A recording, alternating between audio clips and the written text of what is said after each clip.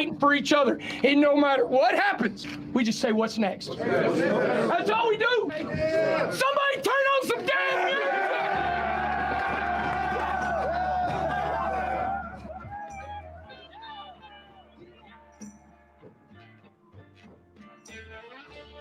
You're listening to the Gambling Gauchos. Talking Texas Tech, betting on the Big 12 and beyond. We've got everything you need, money lines, memes, and matadors. Well, you want to quit, Ethan? That'll be the day. Now, here's Kyle Jacobson and Rob Bro, the Moneyline Matadors, the Casino Cowboys, the Parlay Picadors. You see, in this world, there's two kinds of people, my friend. Those with loaded guns and those who dig. You dig. With The Gambling Gauchos. Oh, and one more thing. It's all West Texas. It always has been.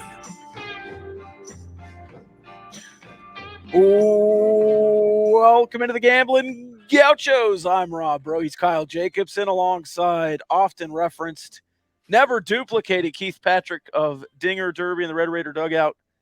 Guys, how you doing? Swell. Swell. That's a good word. Yeah. Go ahead. No, you go ahead. This is your show. Oh, I love that. Right off the bat, Rob interrupting our guest. Beautiful. Did I interrupt or did he? No, that was a simultaneous. Okay. That was incidental contact, not pass interference. Can I talk about Cardinals? Yes. We're live in the Cardinals Sports Center studio. If you want to gear up for baseball season, you can at Cardinals, whether it's Little League or Texas Tech baseball. You can go shop for your Texas Tech gear, your sports gear, bats, gloves, high school gear. If you want to gear up for some high school baseball, you can do it all at Cardinal Sports. MyCardinalSports.com or live and in person in Lubbock, Texas. There you go. All right, let's jump right into it. Keith, there's a baseball team at Texas Tech. How are they doing? They're surviving. All right, that was talking baseball with Keith Patrick. Yeah. Can I tell you what I was going to say a minute ago with our incidental contact? Please. I don't normally get to watch these. I normally listen to you guys' podcasts, and I've known Kyle for several years, but it dawned on me just a minute ago. Kyle's funny when you can see him. Kyle is immensely hateable when you can't see him being funny. The dry becomes just awful. It is. Well, I don't know about awful, but I do agree that his facial features really, accentuate his sarcasm. Yeah, the twinkle in his eye is important. Yes. For context. Yeah. I'm going through that right now with new coworkers. I'm about 6 weeks into the job, and I'll say something as a joke, and they have that moment. They look at each other like, was he joking? And they're like, ha ha ha, and then they realize, okay, he's actually kind of funny when you realize that he's joking. But I totally admit, first impressions probably not my strong suit because people are they just don't get it. Well, they just see the hair and the smugness. It's intimidating. I'm jealous of your lighting right now. You look mine. You have a glow. I'm in industrial office lights here. I've almost got a halo here on the Gauchos. I need to position my head like that. And anyway, I had a boss tell me one time I'm an acquired taste, and so yeah. Hey, a lot of really good things are acquired tastes. Yeah, you're like an IPA. Baseball can be an acquired taste. Nice segue. People say that. Yeah. I will say this: live baseball much more enjoyable than baseball on TV. I am excited that every Texas Tech baseball game is on TV now. But for the second straight year, all but 2 or 3 are on ESPN Plus. Pretty much, yeah. Last year, I got the old response from Robert Giovanetti when I ripped the Big 12 they want to beat their chest and say, hey, look at all these games we have on broadcast TV, linear TV. Well, 90% of those are on the Longhorn Network.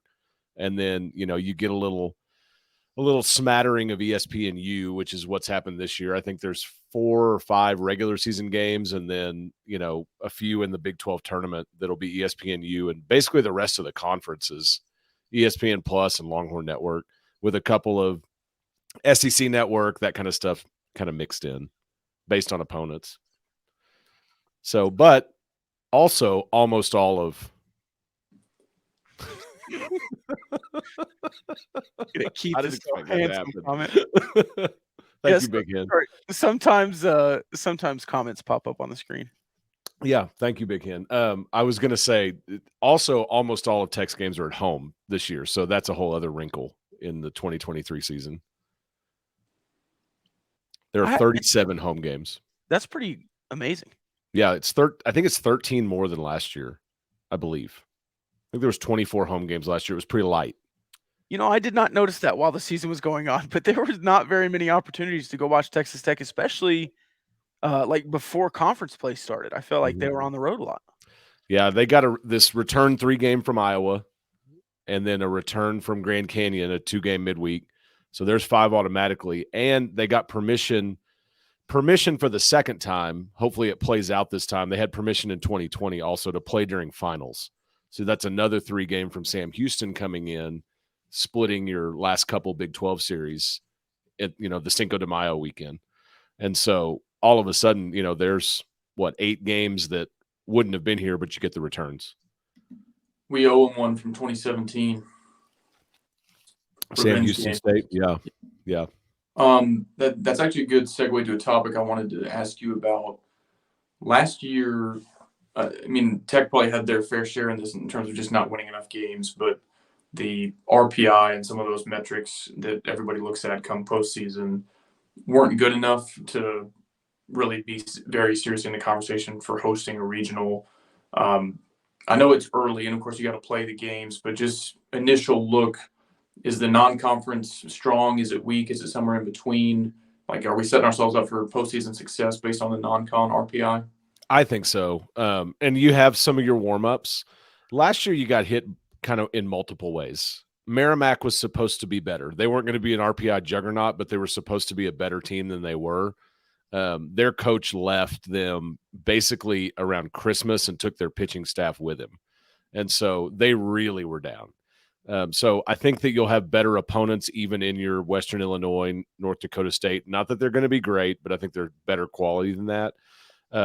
Grand Canyon's a big midweek for you, and having it here is important because they're that mid-major that they'll go play 1 and 2 games with Arizona State, Arizona. They're starting in the desert in the first weekend. So they've got Tennessee and Michigan, I think, in that tournament among some other teams. So they're one that will go play some big dogs and pump up their RPI, which is good for you. I think Air Force will be a couple of good RPI games. But I really think as front-loaded as the Big 12 schedule is, when you look at RPI and kind of look at where you are going later against Kansas State and Kansas and Sam Houston State, that Stanford midweek becomes even more important when you go on the road. But I do think they scheduled more intentionally, knowing how important the RPI is, because at the end of the day, no matter how much we can wish it to be something different, obviously the committee's looking at RPI and it's the number one thing they're considering. That was apparent last year. So it was apparent for TCU too, who, probably should have been hosting. So yeah, I do think you're set up for a little bit more success that way, but I also think you're just a better team, and that kind of makes the difference too. Was that an intentional thing with the schedule to have a lot of home games and play more games, I guess, to bump the RPI, or was it just kind of how it worked out with the schedule going back and forth, you said? Well, if you want to bump the RPI, you really want good opponents on the road. I mean, that's really going to help you. And Coach Tadlock has just said flat out with the schedule, it just kind of was happenstance where you had these return trips that you were owed. You kind of starting something new, I think, with Air Force a little bit, some of those opponents, and it just kind of happened this way. And then they got the permission for the finals thing, which is a big deal. That's always a problem in baseball, to just, you're rolling. It is literally the end of your season. You're trying to get a Big 12 championship or wherever you sit, and you're worried about seeding and RPI, and then you take like 11 days off. It's a brutal time. So being able to keep your flow going is good. I do have a quick follow-up on that. Correct me if I'm wrong. I think that's the series that some teams that are pretty much all but a lock to host a regional have just it's become a trend where they just cancel those. I think A&M did it last year. I think other programs have done it where they say like, hey, our RPI is number 4. Why would we play Sam Houston? Like we have nothing to gain, everything to lose. Do you think the Texas Tech coaching staff, if they're in a position like that, would consider canceling that series? Or do you think they'll play it no matter what? It doesn't strike me that they don't strike me that way. Tim Tadlock doesn't strike me that way. He strikes me as a guy that would be more interested in what I was just talking about, keeping your rhythm, keeping your pitching staff and working, always getting better with innings under your belt rather than running away from an opponent. I could be wrong, but I just don't think that's what they would want to do. I mean, Good. yeah. I thought that was move. awful. And the committee hated it. The committee absolutely hated that there were teams doing that. A&M was one of them. I'm trying to remember. There was another pretty prominent team that did that last year. And they have an argument too, because you play mid-majors, particularly and I think they canceled a midweek. It wasn't a weekend. It was like a 1 or 2 game midweek. And what you're getting into too, you get a mid-major, maybe it's even a bye game. Well, they've got one ace on their team and they don't pitch him on Friday. They pitch him against you on a Tuesday night. When you're platooning a bunch of freshman arms or whatever. And so they're pitching everybody backwards to pump their own resume forward. And that's a problem too. So, I mean, there's no perfect solution, but I don't think canceling games late in the season is an answer. Yeah. I mean, what's the purpose? Strikes me as pretty soft. I agree. Not dog-like at all. No. All right, let's get into the Texas Tech team a little bit off the top. Hudson White. He's good. Owen Washburn. Also good. And Ty Coleman. Dylan Carter. Those are the only 3 returning starters in your list. And Ty Coleman. Yeah, you're talking about my projections? Your projections, yes. I only did that so people had something to read because I hate trying to project this lineup. Yes, I do think Ty Coleman's your starting DH. I didn't include him because he did not play the last 2 weekends of scrimmages. He was sick a couple ago. He umpired this last weekend, and I asked him today if that was in his future because he really had fun with it. Yeah. But I didn't include him in that projection because I didn't know if he was healthy or not. And so that was really my purpose with that. But I do think he's your starting DH at the moment, but I think you're going to see a lot of dudes. So let's, I guess, go around the horn here. Hudson White, you mentioned Tim Tadlock with some high praise on Hudson White when we were talking before. Freshman of the year, but maybe one of the most improved players on the team. Yeah, that surprised me. I asked Tadlock that today in the press availability. And, just, hey, last year to this year or fall to spring, who's taking the biggest steps forward? I really expected it to be a couple freshmen that I've seen kind of with a big step forward or a pitcher. And he said Hudson White and Bo Blessey. And now Hudson White tried out for Team USA and had a little bit of time with that this summer. But I did not expect that. That's a guy that, I mean, you're not coming from a low floor at that point, to step forward. So Huddy did come and talk to us too and said that he feels like if he's taken a step forward, it's been offensively. Then he's done some things to adjust his swing a little bit and that kind of thing. And I don't want to discount who is around. And I think it's important. Josh Young, Braxton Fulford, to John McMillan and Parker Kelly and Cole Stillwell, all those guys are around. Caleb Killian, Davis Martin's been in and out all throughout the fall. So these guys, whether you're a pitcher or a hitter, or your position, they've got major league level dudes that they're hanging out with. He said Josh was here every day. That's a pretty good guy to pick his brain about hitting, and so I think that some of that has been helpful and apparently he's benefiting from that. He looks awesome. He looks like a dude that's ready to make some national noise. He's preseason All Big 12. But yeah, he's looking great defensively too. I joked we just dropped a preview this morning for Dinger Derby, RedRaiderDugout.com. I joked that he only was shown up once that I saw in scrimmages, and it was Saturday when Braxton Fulford caught a couple innings, and he's looking fantastic too. He's in spring training right now with the Rockies, so not a bad guy to get get shown up by. But no, I think Huddy far and away looking awesome. Owen Washburn too, who you mentioned. I think he is a candidate for a big breakout year. I wrote that he flew a little bit under the radar. I mean, he was still all freshman team and all that stuff, but I think he has a big chance to break out. And, right field seems like his to lose right now. Those two were huge toward the end of the season, especially. I remember in Stillwater kind of felt like, okay, these guys aren't freshmen anymore type of moment. On Hudson White, do you think he'll still rotate to first base every couple games? I don't think so. I think he can. He's done a little bit of first. Huddy was a shortstop in high school, which like most of these guys were. I think if there's rotating going to happen, it's probably your number 2 catcher, and it's almost a 1A, 1B. Kevin Bazell is also an excellent catcher and has a great bat, and I think that he's probably your third baseman and may swap back and forth catching.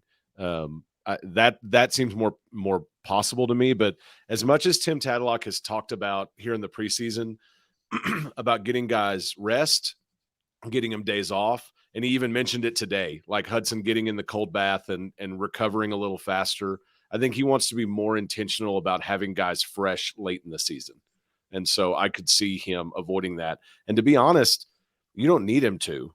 I mean, last year you kind of needed him and Stillwell to do that because you didn't have as much depth. I mean, this year you truly have 2 baseball teams that could go out and play and be great, maybe even more. And so I don't think you need him to do that because you have a great number 3 catcher as well. Yeah, talk about him. He has a kind of a smaller guy, but a lot of power. Yeah, Dylan Maxey, he's like 5'9", 160, somewhere around there. He's out of Friendswood, and small guy, ton of pop. He hit more home runs than anybody in the fall. I think at least 7. He had a 3 home run day, and we don't see every inning, but he's continued that in the spring. Arms are rounding out, and you're seeing a little bit better pitching in the spring, and he's continued to show power. He's good defensively. I think he's really kind of latched on to Huddy, and there, he's learning a lot from him. But it's not a big drop off between any of those guys, And so, yeah, you've got a lot of good options.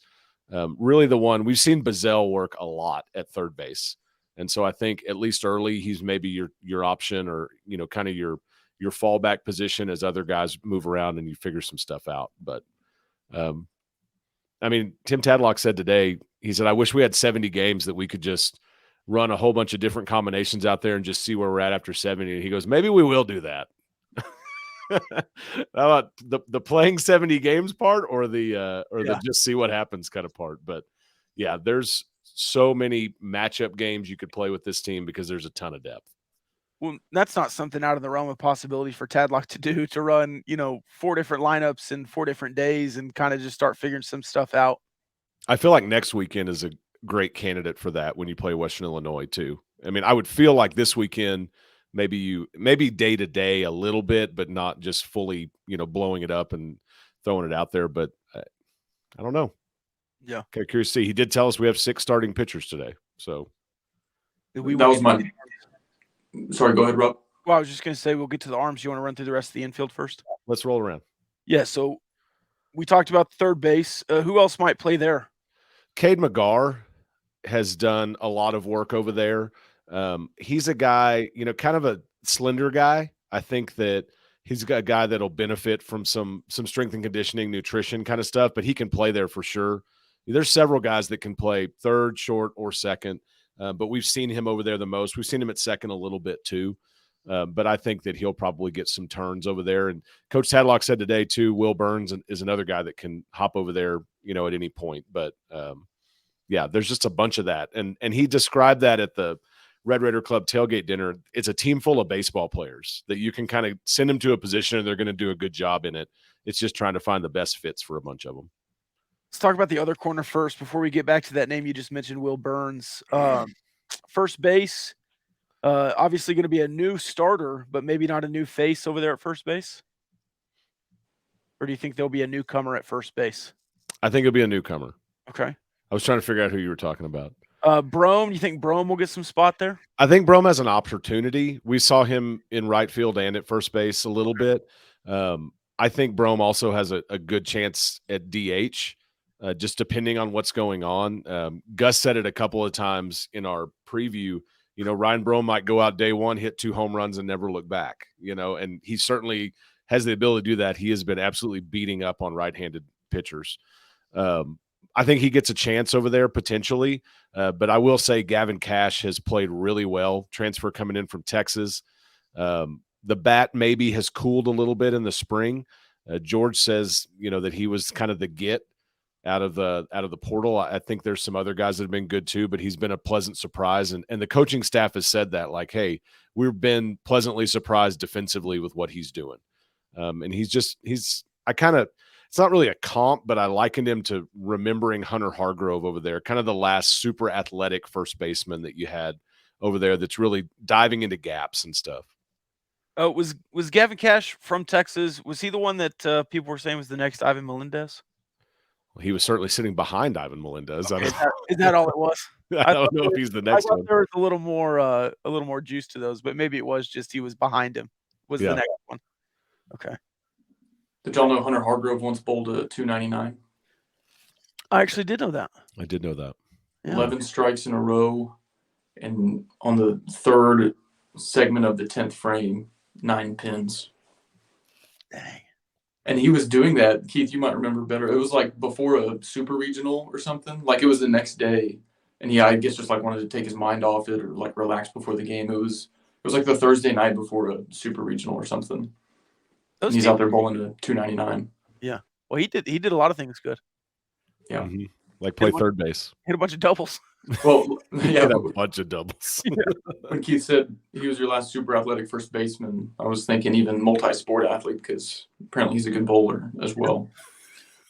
Let's talk outfield. I think Owen Washburn, like you said, sort of a fixture out there. A lot of movement, partly due to injury, partly due to performance, I guess, in center field last year.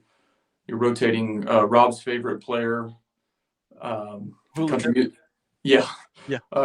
country music sensation Sam Smith, and Dylan Carter, who, of course, was excellent in the field. Do you mean Sam Hunt? Sorry, did I say Sam Smith? Yeah. Different genre. Yeah. Something unholy there. Hey, I would listen to a Sam Smith country album. Just me. All right, getting to know the Gauchos.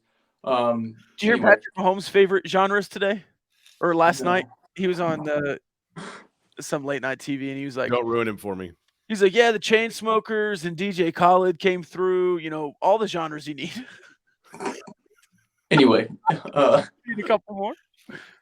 Yeah, Texas Tech baseball legend Patrick Mahomes. Anyway, what I was getting to when I botched Sam Hunt versus Sam Smith, that shows you how big of a Sam Hunt fan I am, the musician anyway. Mm-hmm. Anyway, what are we looking at in center field and in left field, do you think? Jackson says calling Sam Hunt country is a take. Yeah, I saw it. Yeah. Pop. I don't know if it's the skinny jeans or yeah. Sam Hunt's at Kansas now, by the way, where he almost hit a home run. Which has its own level of interest. Yeah. That's where he lost his home run. Yeah. What did you ask me? It was a roundabout way of saying there's a lot of movement in center field last year. Owen Washburn has his spot secured. So what else are we looking at in the outfield? I mean, I think it's Owen Washburn's right field to lose, but I think with every position on this field, you're just going to see experimentation and you're going to see guys get innings and their rest days and all kinds of stuff like that. I will connect right field and first base a little bit because Damian Bravo is another freshman, kind of a big-bodied freshman, real projectable frame. He's seen time in both. And so that's another guy that's kind of versatile, and you might see him one or the other spots. So I think there's 9 guys that can play in the outfield or that have seen time in the outfield. Bravo and Washburn are 2 of them. I think it's Dylan Carter's center field to lose right now. His bat has been really good. Nobody needs to forget that Dylan Carter was beat up last year. He seems fully healthy. He's been putting a ton of time in the cages, so much time that he's wearing batting gloves right now, which he's never done. He's really separating balls and strikes. He's hitting bombs. He hit 2 on Sunday, as a matter of fact. I'm not saying he's perfect. He's going to be the best dude ever. I'm not saying he's your leadoff guy, but maybe he is. But seems to be seeing it better. There was one scrimmage I was sitting in. They're all on pitch counts, and so sometimes they hit a pitch count for an inning and they just roll it, like you don't finish the inning out. There was one where he put together a long at bat and he was battling and fouling a bunch of stuff off, and Matt Gardner started yelling at him like, "Hey, he's only got 6 pitches left. Do something," but it was competitive, and he's walked quite a bit, and I just think that he's seeing it pretty well. So there's one. I think that you've seen Gage Harrelson a lot out there, highly rated recruit, speed demon. Between Gage Harrelson and Jarrett Curtis, they're two of the fastest guys in the 60 that I've seen come through. Both of them ran the fastest shuttle time at the MLB Combine. I mean, they were almost neck and neck. I think they're like 0.03 seconds off from each other in absolute burner 60s. I'm talking, 12 tenths of a second, or 12 hundredths of a second faster than Max Marshak, who was one of the fastest dudes we'd ever seen come. So they can tear it up. So Harrelson's seen a lot of time out there. In the fall, when Dylan Carter was not playing just yet, he was finishing up some rehab physically. Nolan Hester spent a bunch of time out there. Devin Hester. Hester, oh yeah. Another two-sport athlete. Yeah. The portal is crazy these days. Yeah. Yeah, right. So Nolan Hester, interesting note, high school teammate of Cole Stillwell, comes in from Wofford. He's a 5th-year guy, and so has put in a full career, at a different level. Comes out and just tears it up. And my favorite thing that I heard today was from Mason Molina, as well as others, that he is an absolute brutal at bat to deal with as a pitcher. I mean, he's an older guy that's really doing a good job at the plate, making life hard on pitchers. So he put in a lot of time at center field. I think he's probably a hot candidate for left field at this point, but then there's plenty of competition there. Drew Woodcox has returned. He left and went to Rice last year and now has come back. And then there's also Jarrett Curtis that I mentioned earlier, who's a freshman. I think everybody's going to see some time at some point. To me, I kind of put Woodcox at the top if you want the offensive lineup. Maybe you put Hester if it's a little more defensive lineup and you like what his bat's doing for you. Woodcox is a little more power oriented. Or maybe you want Curtis and Carter and Harrelson all out there at the same time, and it's the fastest outfield in the Big 12. So like that. You can kind of do lots of things, and I think they will. You mentioned that a lot of speed there. Is that the biggest difference between this year's team and last year's team? Because last year you had no juice on the base paths, like none. Yeah, I think the way Gus put it was you had a kind of a clogger situation last year. There was between Easton Morrell and Ty Coleman and Jace Young and other guys at different times, everybody was hurt, and you just didn't have other options to go get them healthy. Jace Young drug a leg around all year long. Morrell had a hamstring thing going all year. You couldn't let guys have enough time off to get healthy because you didn't have the depth. So I think you're faster and you have the depth to not have to deal with that. But yeah, I think you could see that immediately. This team is fast. They're going to make life difficult on the base paths, but probably more importantly, a duck snort to right field, you may be scoring from second rather than needing another hit. You have that kind of speed out there, and I think that's a big difference too. So yes, but I will add in another kind of X factor, biggest difference. I think there's chemistry on this team too, that you were probably lacking a little bit last year, which is, not something you can predict. It just is what it is. But I'm just kind of smelling chemistry around this team. It seems like they're getting along, liking each other. And Tim Tadlock brought it up today kind of on his own in the press conference as well. And I think that bodes pretty well because the best teams we've seen at Texas Tech have been teams that really mesh well and get along. And it's a long season. You spend a bunch of time together. That's true. All right, so let's finish off the hitters, the defensive side here with the middle infield. You mentioned Will Burns, a reclassified high school senior who is on campus for the first time this spring, but a much higher than a two-star, a two-sport athlete with football, has a cannon, and you said the build of Orlando Garcia. So would you protect him kind of early at shortstop? Yeah, Tim Tadlock said today that they would be giving both of the guys that are getting time over there a chance. To me, he's got all the tools. He's kind of just the dude right now. The bat is good, but you're still a freshman. It's going to take a little time. But yeah, he makes it look a little easier than it should, and the ball just jumps out of his hand. I mean, it's one of those guys like the flip is blowing 90 to first base, that just looks like he didn't try. I mean, and we saw him play third a little bit earlier in the spring. And when he was playing third a little bit, that was even more apparent. And then you've seen him do some stuff that's been impressive at shortstop. And I've also seen some chemistry developing with who I think will be playing second. Some behind the back flips and just some of that fun turn two stuff, which is something else kind of to your point on speed, Kyle, that you struggled with turning two last year. And that's kind of a hallmark of this team, or it has been over in certain years. And I think you'll see a fair bit more of that again as well. But yeah, I mean, I kind of lean Burns. Tracer Lopez is the other guy there, also reclassified. He's a full year. Burns came in at Christmas time. Lopez has been here all year long. Totally different situations. Burns was probably a draftable guy. 6'2", 175. I think he looks a little bit bigger than that. Does not look like a guy that needs to grow. He looks a little more grown than that. As far as strength and conditioning stuff, Lopez, small, twitchy guy. Both play a good shortstop. They're different.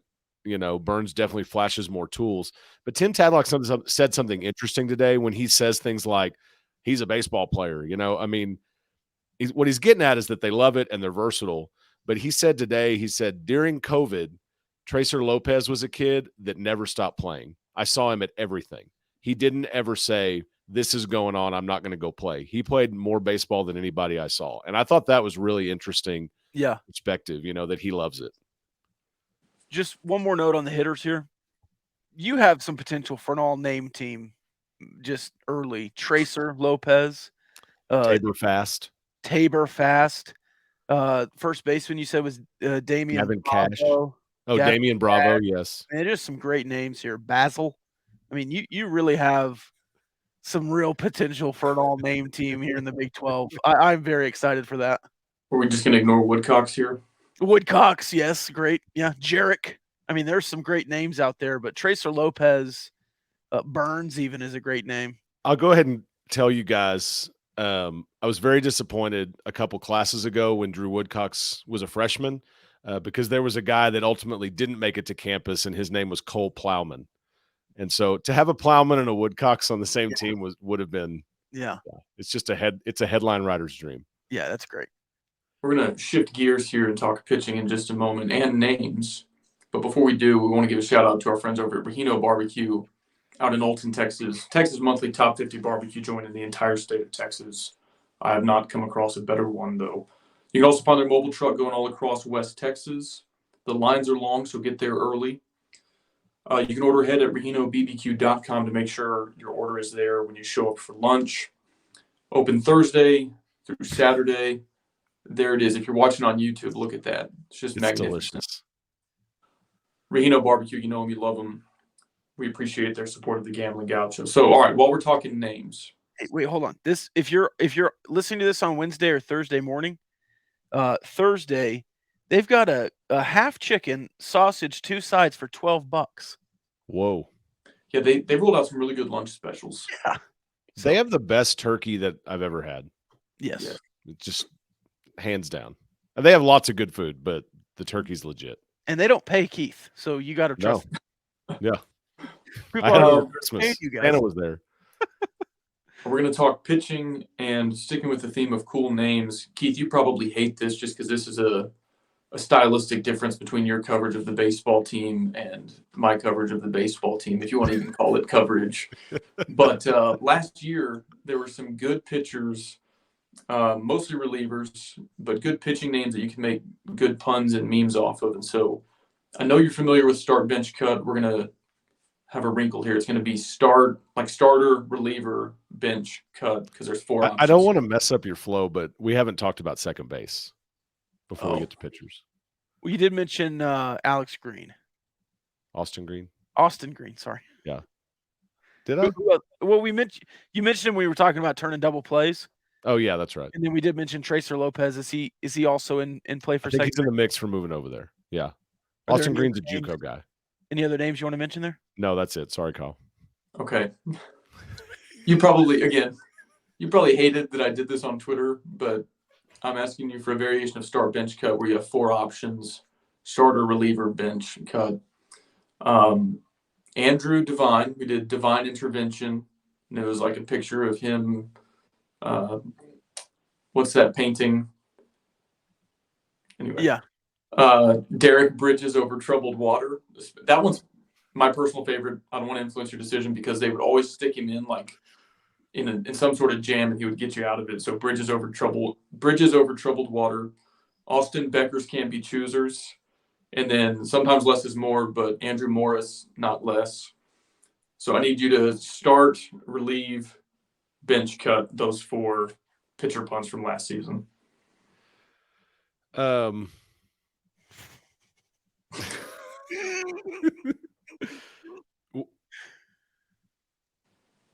more time. The Divine one. All right, we've got Divine Intervention, Bridges over Troubled Water, Becker's Can't Be Choosers, and Morris, not less. Cut the Morris one. Fair. Same. I'll start Bridges, relieve Divine, and bench the Becker. Becker's Can't Be Choosers. Okay, that's fair. I'm not cutting Becker. That guy's terrifying. I agree. That guy is a more substantive question, which I will be workshopping new memes and name puns for this year's team. The pitching rotation was kind of announced today, at least the first weekend starters. I think it was really funny sometimes how off the general fan sentiment is versus reality. Last season, some fans of Texas Tech baseball were griping so much about the pitching, they wanted to fire the pitching coach. And then all 3 of our weekend rotation guys get drafted high enough that they leave. Chase Hampton really came on strong at the end of the season. So did Molina, I thought. I think he had a no-no through like 6 innings in the Big 12 championship or the Big 12 tournament. So anyway, talk through the weekend starters and maybe what we might expect some midweek guys, or like if there's movement on the weekend rotation, who's maybe sitting there like 4th or 5th on the depth chart who could maybe play his way up to being a weekend starter. So rotation was announced. There was a lot of people at the presser and nobody asked, what about Monday? But they announced Kyle Robinson, who's a sophomore, for Friday, Mason Molina for Saturday, and Bo Blessey for Sunday. But what Coach Tadlock told us was we have a 6-man rotation, and we talked about even running it that way and alternating, like they're that good. And he said, so you got to pick somebody and the rest go to the pen. Then he said, but I'm going to tell you who they are. And they were Brendan Girton, Trendon Parrish, and Tabor Fast. So next week, so right now you got a 4-game weekend. So I'm curious about Monday, but next week is a 6-game week. You got a 4-game weekend against Western Illinois and then a 2-game midweek. And so I'm curious to see what they do with that and if you see all 6 of those. So Kyle Robinson, he's from Virginia, but he's kind of via San Antonio in his life. So, I mean, more of a Texas kid than it seems like. He is a guy I have the feeling they were hoping would be this last year and just wasn't quite ready. And so, I mean, projectable, really good stuff. I just question, and it's not because it's him in particular, I just question, as a sophomore with little experience, is he mentally prepared to come in and start, on a Friday night and facing their best guy? That's what remains to be seen for me. Nothing about him, just it's reasonable to ask. I think with Molina what you get. I think he's that much more mature, calm, cool, and collected kind of guy. I think he's probably your most steady guy at the moment, in the rotation. Bo Blessey, most people probably don't know who he is. He went to Midland Lee. He was drafted at a high school, spurned that, went to Nebraska. He was one of the top prospects in Texas. Couple years of very little action. came back to Midland College, came to Tech last year, really a fringe guy last year. I mean, not a big option out of the pen, barely on the roster at times, and then did a lot of work. And I think kind of got the mind right. The body has fully filled in for him. He's healthy, which has been a struggle. And Hudson White made it very clear to us today. He's not bumping 99. He's sitting 99. And and Mason Molina said he has the best slider I've ever seen. So I think there's a lot of expectations. Everyone, all three players and Coach Tadlock that we talked to today all talked about Bo Blessey and how good he is and how poised he is to have this breakout huge year. So I hope that's the case and that it all, comes together. So I'm excited about seeing what he has. The stuff looks real deal. I mean, it's electric. And so I'm certainly excited for it. And then the rest of those guys, Brendan Girton, very similar from a velo standpoint. I mean, he's throwing absolute gas right now. Kind of know what you get with him. You just lost him to injury for part of last year. And then Trendon Parrish, another guy you lost to injury last year. It's as good as it's ever been. The fact that he's back is incredible, and I'm really excited about it. So I think that's a big one for you. And I'm kind of mentioning who could be midweek guys or potential weekend guys, depending on how it shakes out. And then probably the most interesting is Tabor Fast. He's a two-way guy and probably as good of a two-way guy as you've seen around here in quite a while. And, played some at first base, may still see him do some of that, throws really well. And I think he's a guy that could be a Friday night kind of starter for you before this is said and done, this season even. But certainly a guy that I think will get some starts one way or the other. I think that they like him a whole lot. So I hope that answers some of your question. So we're buying stock in Bo Blessey, and Tabor Fast is basically Shohei Ohtani. I think that's what I heard. Perfect. Yeah. Oh, yeah. Back to second base earlier. Austin Green is a switch hitter. So a little wrinkle there. Nice. Yeah. Very nice. I think that was Austin Green. I probably need to double check that. I've got some potential tweets that Kyle is going to fire off during baseball season. Hashtag Blessey. That's a good one. Yeah, I think that one is kind of a layup. Yeah. And then Tabor Fast, more like throw-in fast. I think I can workshop that one a little bit. That one probably needs a little workshopping. It sounds like Kyle, though. Or Tabor, I hardly know her. That's what I was waiting for. Yeah. Yeah, I got to work on those. I got to get the laser eyes, slide the saturation slider all the way up on their portrait that's on the website. Are we going to get an updated roster before Friday? So the number for the roster is 39 players, 35-man roster. You get up to 5 COVID dudes still that have that year to continue to use. And Tech's number is 39. That's from Coach Tadlock at the first pitch luncheon. My understanding as of today is there was one more decision to be made. Okay. And so, but yeah, it's a little late. I mean, we are probably the only team in the country without a roster at this point. There is a roster. It's just not completed on the website. Not public. Yeah. Yeah. So is Butch Bacala about to have a field day with us in another couple days? I hope he tries. Yeah, that went great for him. That went really great for him. When people started digging up like former fraud allegations, yeah. I'm surprised nobody posted his home address. They might have. Probably just one of his burners that he forgot to switch to. Doxes himself with his own burner. Yeah. Look at these guys. They're doxing. Oh, wait, that was me.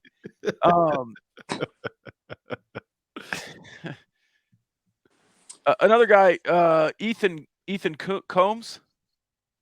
Another pitcher. Ethan Coombs. Okay. Coming from LCU. Yeah. Yeah, but also 3 other colleges. Yeah, this is his 4th college. You're the Jonathan Stormont of the baseball team here.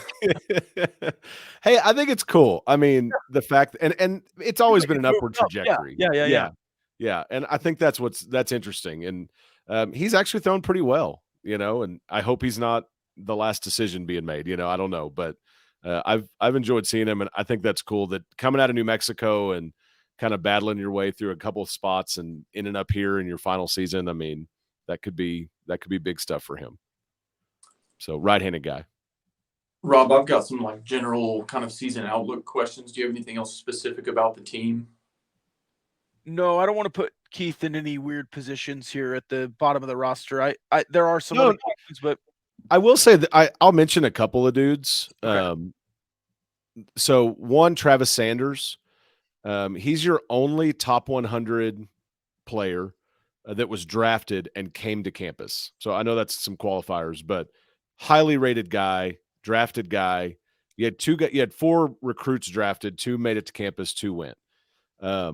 He's working through an injury right now. He's definitely a third base, shortstop kind of candidate, and I think you'll still see him this season, hopefully. But that's a name that I think people probably have heard. Another guy, the other one that you had drafted was Zane Petty, a right-hander, really good arm. Kind of got lit up a little bit in scrimmages sometimes, not every time, but sometimes, and that'll happen as a freshman.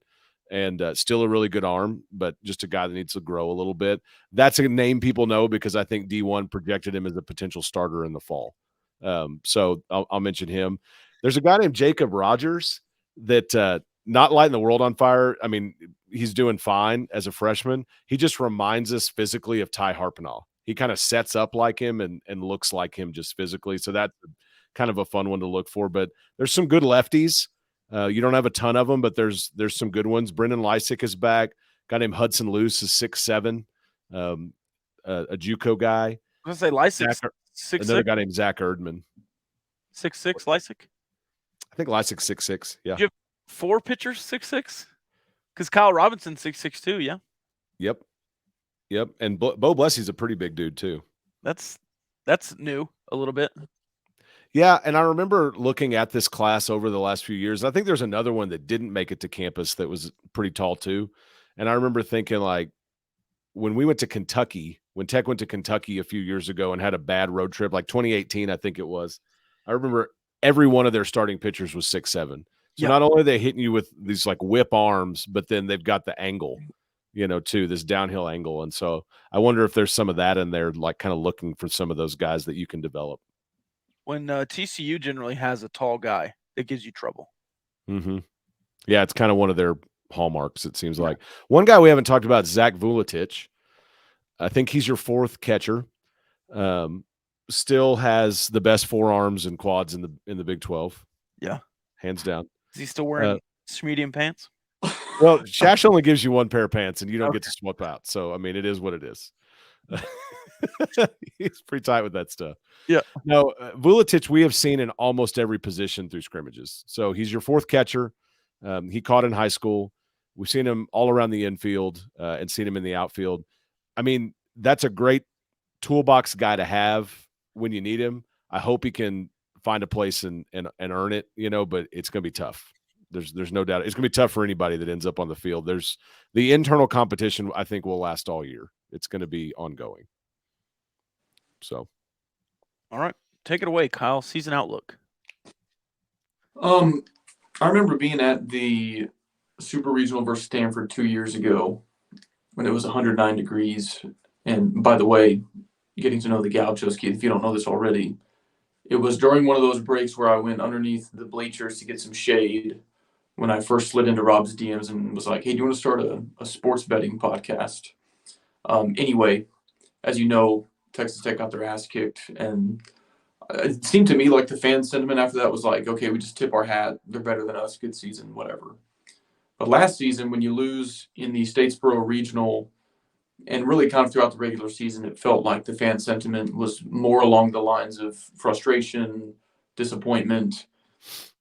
What do you think is a fair expectation for this team? Like a fair benchmark where if we fall below it, some disappointment is warranted, and if we exceed it, then everybody should be happy. For this particular team? Yes. This team should be in the postseason. I don't think there's any question about that. I think that's a fair expectation with a team with this many freshmen. There's 15 freshmen on this team, not to mention transfers that have come in new. I think being in the postseason is great. I think that if you're back to hosting, you're looking back at 40-win season, then they have done what you hope they can do. I think that there's a ton of talent. You need them to come together. You need some kids to grow up. I mean, I looked at bats as a gauge, college at bats as a gauge of how ready a guy is, how much experience he has. Ty Coleman has 560 college at bats. Nolan Hester has like 486. And from there, it drops down to Dylan Carter at, in the 380s. And so a lot of dudes are just going to have to grow up this year, and there's going to be growing pains and struggles and all that kind of stuff. So, yeah, if you're hosting a regional and competitive and playing the postseason, that's really great with that, with this level of young guys. I have higher hopes than that, but I think that's a place that fans could look and say, okay, like that's reasonable. And, that's barring, of course, injuries and the unknown throughout the season. Start, bench, cut, and this is just in general for a Texas Tech baseball season, not this one in particular. And so when we do this start, bench, cut, if you take one result, it means you don't get the other two results, if that makes sense. And it might make more sense after I read the options. Yeah. So start, bench, cut, Big 12 champions, 3 guys that are drafted in the first round, or hosting a regional.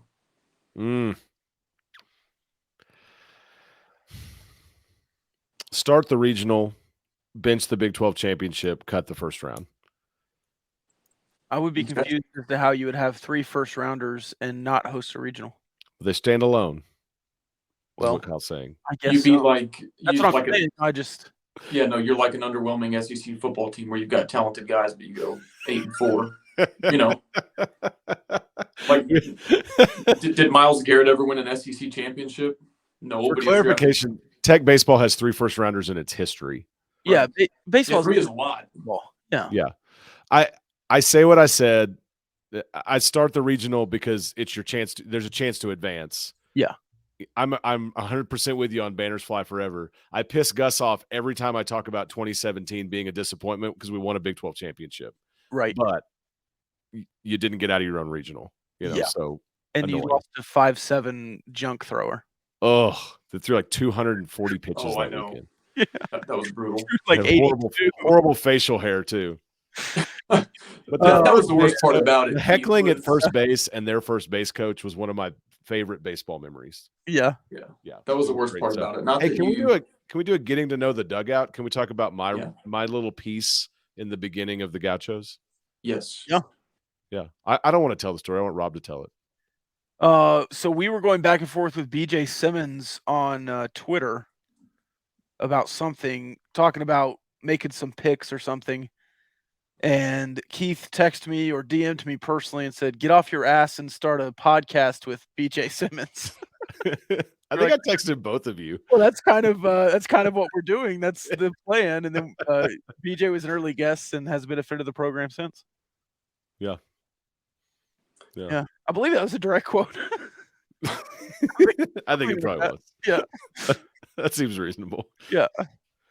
Last year, you had a few freshmen get some sort of all Big 12 honors, even if it was maybe just honorable mention. But who's the freshman on this team, and it can be a pitcher or a position player, most likely to make an all Big 12 team at the end of the season?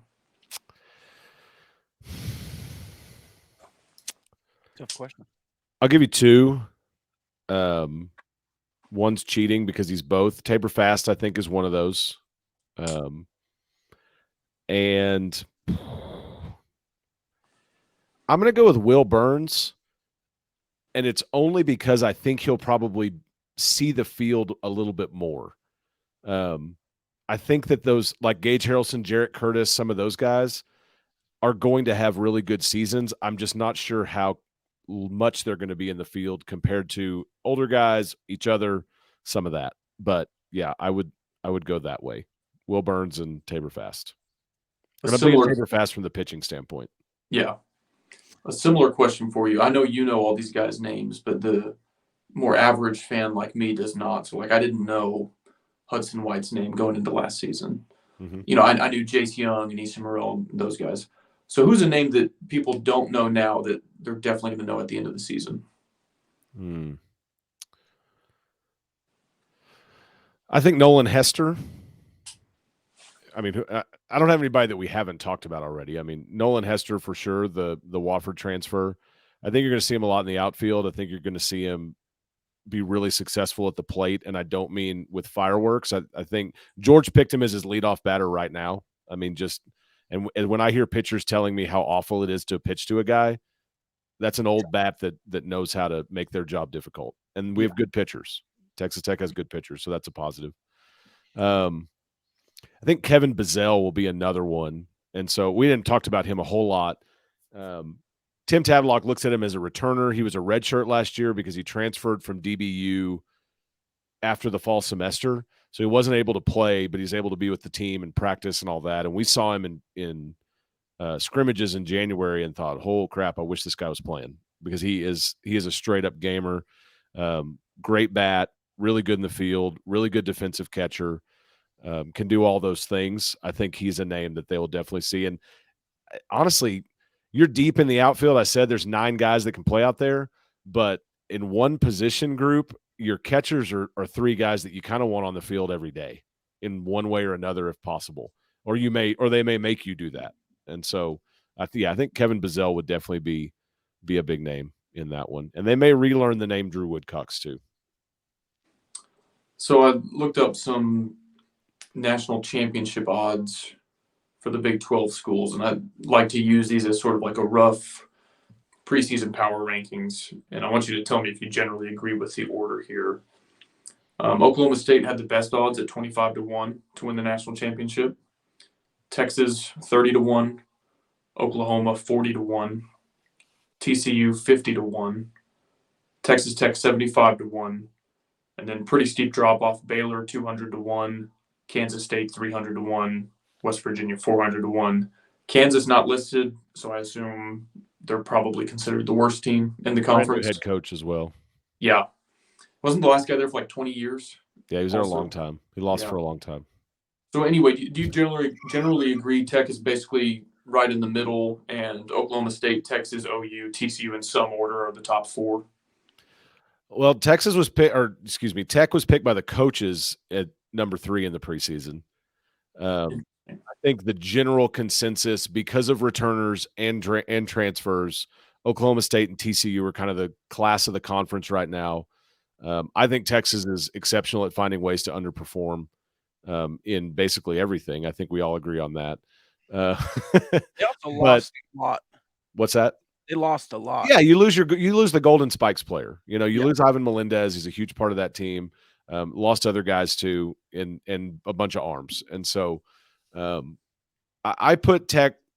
I think the fact that the coaches put Tech third shows a lot of respect for Tim Tadlock and understanding for this class, where national folks, kind of putting you in the lower 20s are not really sure who everybody is yet. But I definitely think Tech is. I mean, I think top 4 is a fair place in the conference. So better than top half. Not that there's a half for 9. So the last 3 full seasons, going back to 2019, because 2020 was canceled, you won 16 Big 12 games, 14 Big 12 games, and 15 Big 12 games. So you pretty much been right at that 15-win mark the last 3 seasons of Big 12 play. Now the schedule shapes up really interestingly, and you alluded to this. You play the 4 best teams that I just mentioned with the 4 best odds your first 4 series. Mm-hmm. And then you play the worst 4 teams in the conference your final 4 series. And so this could definitely be a case of at least appearing slow out of the gates just because the competition is so much better. And even if you struggle through that, it doesn't mean for a second that you're out of the Big 12 race or the postseason race. So those first 4 Big 12 series, you'll play 12 games. If I gave you an over-under of 5.5 wins, you going over or under? One more time. So the first 4 series, Oklahoma State, Texas, Oklahoma, TCU, you'll play 12 games. Over or under 5.5 wins? Over. Over. Okay. Yeah. You think they'll manage 500 or better in that stretch? I do. Yeah. Yeah. And I think that first one, so to kind of on that point of the schedule, your first true road series is in Austin. Yeah. I mean, your first road series at all, but I mean, you'll be going to Minute Maid for a tournament, but and this goes to some of the Twitter traffic that's been going on around basketball with the University of Texas. I believe the last time you were at Dish Falk Field, you set a series record for their ballpark over the course of that weekend for attendance. I don't believe that. I know that for a fact. Yeah, You we're had there. really good games. We are definitely their Super Bowl. 100%. 100%. Oh, I love that. And so that's a big atmosphere, and you're taking a bunch of young kids in there, and that's going to tell you a lot. You're going to play Oklahoma State before that at home and have a bunch of other home games, but you're going to walk into a really big environment against that logo, and we're going to see if they pee down their leg or not, But I do think against that tough competition at that point, I mean, you'll have some at bats and some time under your belt at that point to shake some things out. Yeah, I think that they can be pretty competitive. And I always question. I mean, LSU's got the best team money can buy right now. Everybody's picking them far and away to win the national championship. But at the Matador Club concert that they had at Buddy Holly Hall, Cody Campbell started it and talked to everybody from the stage, and then Joey McGuire talked. And Cody Campbell brought up two football programs that have done NIL wrong in different ways, is the way he put it. Oklahoma State burying their head in the sand, and Texas A&M wrecking their locker room by buying this ridiculous class. That's how he put it. And that's what I question and wonder what LSU is doing, because if there's a strength for this team, and Mason Molina told us this today, actually in media, he said he chose Texas Tech over Oregon State, and he was kind of interested in UCLA, was because these coaches weren't going anywhere, and he felt like they were in it with him as much as he was in it with them, and that he liked who they were. He's like, I live 10 minutes from the beach, and I came to Lubbock, Texas to play baseball. So culture fit matters, and this is what Cody Campbell was talking about in NIL and doing it the right way, and not wrecking a locker room and all that.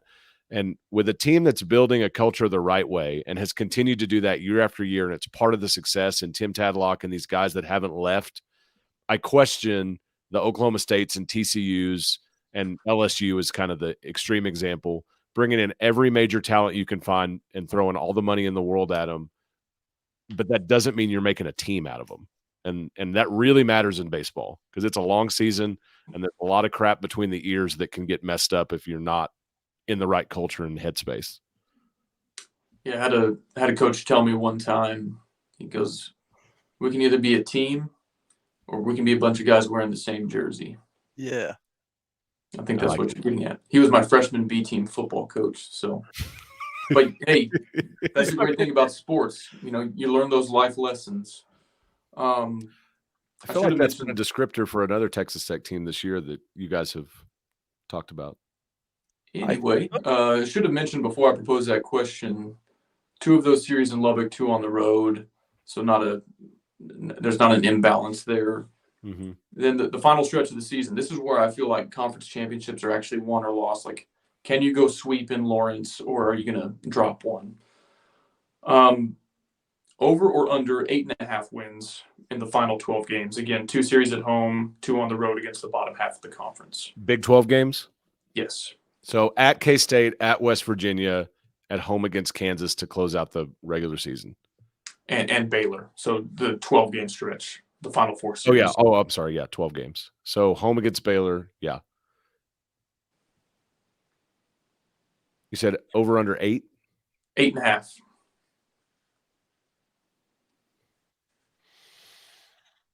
Yeah, I'll take the over. Yeah. I think there's 3 sweeps in there. Or could be. Yeah. I think it could be 3 sweeps. I mean, yeah. There's no reason you're not beating Kansas and West Virginia, if you're playing right, I mean, you should be sweeping them. I think K-State's in that boat too. So and then Baylor's kind of a question mark. So then we're going over 15 Big 12 wins, which is kind of the mark you've set the last 3 years. Yep. Okay. Did one of those, so you're saying 20, 20, or 19, 21, 22? Yes. Yeah, I think you won 16, 14, and then 15. Okay. So I was going to give you at the end there an over under 15.5, but you went over on both of those individually. So I just kind of figured you were going. I mean, I'm a believer. I'm a bullish believer on anyway. You know, I'm a pretty optimistic sports person. I was trying to remember which one of those won a conference championship. Was your last one in 19? I think so. Yeah, that you won late against TCU. I think that was it. Yeah. So, isn't that interesting though? That's an interesting number, Kyle. That one year that's winning a conference title, and another year it's not even close.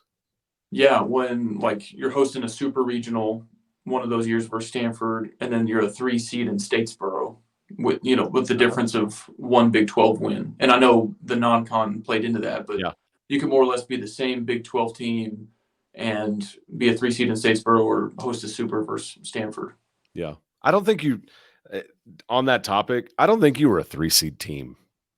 I mean, I had people tell me that you on name only you didn't get a 4 seed, and I just don't think that's right. I think you were a 2 seed team. You know, that was the resume, and you got whacked a little bit because of who they were elevating and some of that. But and that regional as a whole was interesting because I think Georgia Southern, definitely deserved to host, but Notre Dame was the 2 seed in that regional, and they were like one of the biggest snubs as far as not hosting a regional. They, of course, win it. And then they should have been a national seed. Yeah, then they knock off Tennessee in Knoxville in the Super. And so you were kind of in a pretty loaded regional looking back at it. If you were better than a 3 seed, Notre Dame was definitely better than a 2 seed. And both of them are playing at the host site. So, yeah. I mean, I think Georgia Southern was the darling all year. They were the Cinderella everybody was hoping would have the resume so they could get to host. And I think the committee kind of gave them that. But no, I think, Notre Dame was a huge snub. Yeah. I don't think Tech got snubbed. I mean, you just didn't have a hosting resume. But I don't think you were a 3 seed, personally. All right, Keith, I know you're trying to get home at 8. Can we run through the Discord mailbag with you? Yeah. I'm not even ready. Okay. All right. Just didn't want to invade your personal time. I don't want to be the guy that makes like the shortest Gauchos episode ever by any means. No, we're already an hour in, so you're good. All right. Discord mailbag brought to you by Diversified Lenders. If you need to turn your accounts receivable into cash, call Diversified Lenders, diversifiedlenders.com. Do you know what the Big 12 plans to do with the schedule next year? There will be 13 programs. Will there be a 10 series? Are we going to go to 11, 12 with some going back and forth? I have no idea. Okay. But I will say at the baseball tailgate dinner at Kegel's, Tim Tadlock kind of made an offhand comment about like, when they sent us this thing and we kind of all perked up and realized like, hey, there's a schedule in the office somewhere, you know? And so I'm hoping that there's a chance to get to, put eyes on it and kind of have an idea. It's not a set schedule, but it's a, hey, look at this and see what you think, how this could work kind of thing. And that I'm curious. Yeah, I have no idea.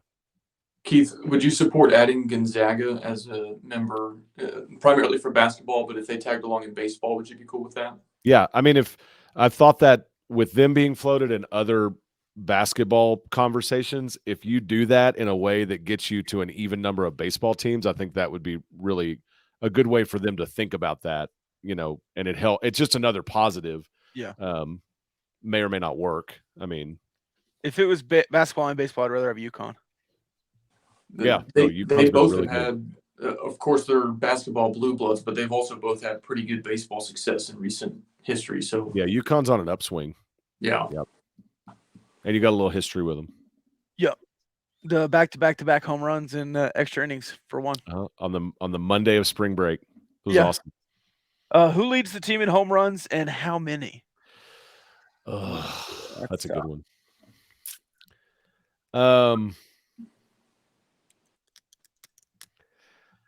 I want to say a guy like Dylan Maxey, but I don't know if he's in the lineup every day. That's tough. Woodcock's Hester. It's not Hester's not a power guy. Okay. Give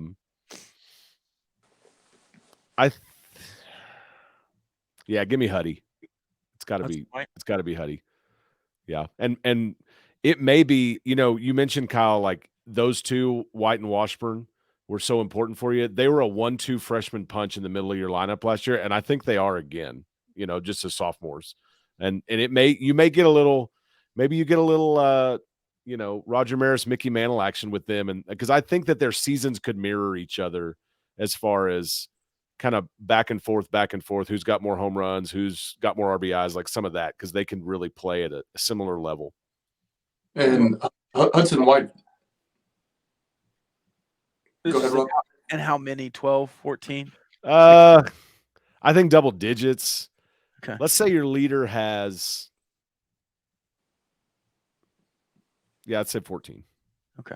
I want to go more, but if they are back-to-back in the lineup, which I assume there's a good shot of that, maybe as like the 3-4, 2-3, or the 4-5, something like that. It's hard to pitch around that too, with one being a lefty, one being a righty. I mean, you can do it out of the bullpen if you're willing to, change relievers that often, but it kind of makes it more difficult for the opposing team, I think, versus like if the entire heart of your order is all righties or something like that. So I hope they are back-to-back, because I think that just adds another wrinkle that makes it hard on opposing pitchers. I'll throw a name out there in this conversation that, as kind of a flyer, is Ryan Brome.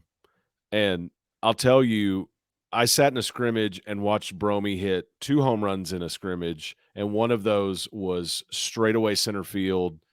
I mean, it was John McMillan-esque. He destroyed it. In fact, I heard I heard Eric Gutierrez, who was standing down a little bit from me, and he said, Can we go non-family friendly for a second? Yeah. He said, man, he shit on that. And I was like, yeah, I mean, that's an understatement. I love the baseballisms when you get all that kind of stuff. Yeah. Hey, I duck snort earlier, and I noticed you like that one. Yeah. I think that there's a chance, and it's all chances. It's what do the freshmen do? What do these guys settle into? You could be extremely offensive, and you could be really dangerous 1 through 9. And I think the last time you really were like that was 19. And even then you had freshman Braxton Fulford, who you've had to kind of push up a little bit, and in the 9 hole that wasn't quite ready. And that's not the case here. I think that you could be, riding hot hands and really be 1 through 9, tearing some dudes up. Can we get an update on the facilities? Yeah, so there's a bunch. They have replaced all of the fabric in the overhang. It was starting to get some holes in it. It was kind of getting a little orange, so it's all nice, bright red again. That's all been replaced. And one day, and Coach Tadlock was like, "Hey, they've been telling me to keep my guys away. That thing could fall at any time because there's a big, what am I looking for? What's the word I'm looking for? That you stand on." Scaffold. Yeah, scaffold. Yeah. And I was like, well, who told you that? He's like, the guys that are climbing around on it all day. Okay. They have replaced both foul poles with 40-foot foul poles to help make those calls a little bit easier on home runs. They have deepened the visitors' bullpen to allow 2 guys to throw side by side. It's just a little safer. So the tree that was in left field that was close to the fence is gone, and they've deepened that bullpen. So those are all kind of superficial, simple kind of things that have happened. The biggest one is the big facility that's going up in left field, $14+ million. I actually got a tour of that. It's pretty roughed in, there's no finishes yet. It was still open air. It was wet, as they say. But we got to see a bunch of renderings of what they're planning on doing. And so the lobby is like a home plate. And I think that's actually on the ceiling. There's a big double T. I mean, it's very Womble-esque. It's the same company. Lots of cool finishes, lots of graphics, MLB guys, All-Americans, all that kind of stuff. But really the biggest thing is it makes baseball self-sufficient. So there's, all the manager storage space they could need. They actually made that space even bigger than the original drawings. Great locker room, great player lounge area, tons of coaches' offices all together. If people don't know, Coach Tadlock offices up in the right field corner right now, or up in the, that side of the field in the corner of that building. And there's some offices there, but some of those guys use the radio booth as an office. Some of them office down in the player facility, so they're always walking back and forth. They're not with each other all the time. So this gets everybody together with the players. And they're also building in training space. And so there's whirlpools, underwater treadmill, all the training tables that you need, doctor exam rooms, all that stuff's in there. And so that is a big deal because they're not having to go share with football training facility, sports performance center, that kind of stuff. They're doing their own rehab, those things there in their building. So that should be done April-ish is what they've said with that one. I think it's dry now. So they were waiting for glass. Now they're doing sheetrock and, starting to do finishes inside. One more change that fans will notice. Coach Tadlock's office is on the left field side of that building, and there's a patio outside of his office. So you can go out on the patio and kind of look down the left field line. So now there's a new wall, a brick wall that's gone up between the end of that bullpen and that building, and it'll be all padded over and everything, but it'll look a little different. So they'll finish that building in April. They will not move in. They'll play out the season. Whenever they're done in the summer, then team and coaches will all move into the new facility, and then the existing facility will be gutted. And it's connected. I mean, walls connected internally, doors in between. They will gut that facility completely and fill it with cages. And it'll be, throwing, batting, infield. They've talked about consultants that are coming in, and there'll be some really cool camera setups in there. Maybe variable net kind of setups where they can do different configurations, screens, all that kind of stuff. So they'll have a great indoor area to do a lot of things that they can't do right now. So that'll happen over the summer and fall, and they'll get in there, late next fall is the plan. So completed by like a red and black scrimmage next year? I think that's kind of the hope. Yeah. I don't think the gutting and all that part is a year-long kind of deal. As long as everything's available and all that kind of stuff. Yeah. And then exterior will look, kind of cleaned up and better. And concourse on that side, I think will be cleaned up a little bit with some of the changes. But they're doing it right. I'll say that. That building's going to look really good. They put in a berm yet? No berm. No berm? No, Kyle wants the berm. Yeah, I'm a big berm guy. There is, I do know, I've been pretty vocal that I want a new ballpark, but I do know, and maybe this is what I think Lubbock has asked that. Maybe this is what he's getting at. I know that, the conversations are ongoing, and they understand that it's not great, and I know that, and up to Kirby, like there's things he knows he doesn't like. Nobody likes the metal stands, and it's temporary feeling, and it's loud and that kind of thing. I do know that there's still the conversation about at some point about moving back, Drive of Champions, and giving baseball a little bit bigger footprint. Beyond that, I don't know anything. But and obviously, Oklahoma State spent $85 million on their ballpark, and it's really nice. It has some weird quirks to it, in my opinion, as far as the seating and the size and stuff like that. But I don't know where they're going to go next. I would assume next steps at the ballpark would be some of the completing, finishing out third base side and some suite type things and some of that. But I really just don't know. Our next question comes from Maddie. What the hell is OPS? Let me Google that for you, Maddie. Yeah. It's on base percentage plus slugging. And so kind of a measure of power and your ability to get on. So simple math in that one.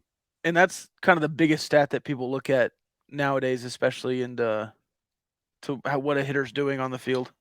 Yeah, it's a big one. And when I wrote my previews, which we were talking about before we started, Rob, I think Ty Coleman is your DH right now, but there's some steps forward that I think he needs to make. You didn't see much power from him, and his OPS wasn't great. He hit a lot of ground outs. He also hit a lot of doubles up the middle. He had a good year, but there's some improvement that can happen there. And so, nothing wrong with looking for ways to be better, but not that's his job to do for himself, but right. I'm going to talk about it. Are you a guy who says RBI for plural, or do you say RBIs? I'm an RBIs guy. Me too. I like that. I Yeah. like that. It just kind of sounds silly. Yeah, I think it's overthinking it to be like, oh, well, the R is plural, but like other acronyms, we Right. treat the same way. We put an S at the end to make it plural. Yep. It sounds weird to me, but like he has 25 RBI this season. I just say RBIs. Sounds like you're trying too hard. And I mean, I love Jamie Lent, but that's his deal. That and fighting the fight of the rule book double or book rule double. Yeah, I'm an RBI guy. You're an RBI, not eyes. Yeah. Yeah. I thought you were an RTDB guy. With that too. Rip the damn baseball. There you go. Who is the next Kurt Wilson? You mentioned Vuletic earlier as a guy who's played a bunch of positions. I don't know if that's exactly what they're asking, but Like, who's the next folk hero of Tech baseball? Is that? 'Cause that's really what Kurt has become. right. Yeah, who's the next big moment guy? Dude.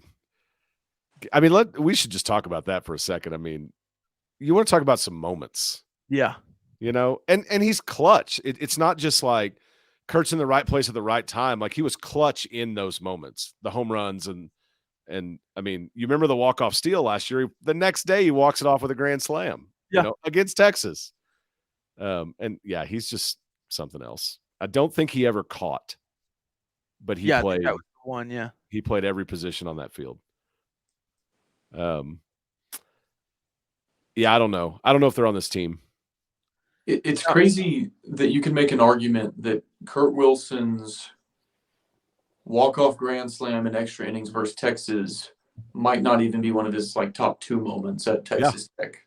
No, Most guys, that's hands down like their crowning achievement. But he had the super regional versus Oklahoma State home run, I think in the 8th, that put you ahead. And like you said, the night before stole home, which is like just such a unique play to walk off by stealing home. Just insane how clutch he was.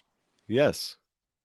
What about a guy like Owen Washburn, who opened your season with a walk-off and I think had another one last year? I think he had 2 walk-offs last year. You have some clutchness there with Owen Washburn? Walk-off Washburn. Well, I guess that's really what's the question. Is it the clutchness? Because I think, there's some dudes with a clutch gene on this team, but I think Kurt it just transcends, and he played so long, you know. Yeah. And Tim I'll put it this way, and I thought it was the right way to put it. Tim Tadlock said at the first pitch luncheon, Kurt Wilson's probably the best player in the history of Texas Tech baseball to not get to go play professional baseball. Yeah. To not get the opportunity. You could even look at a guy like Tabor Fast, who's coming in, maybe gets his start pitching and then finally works his way into an everyday role on the field.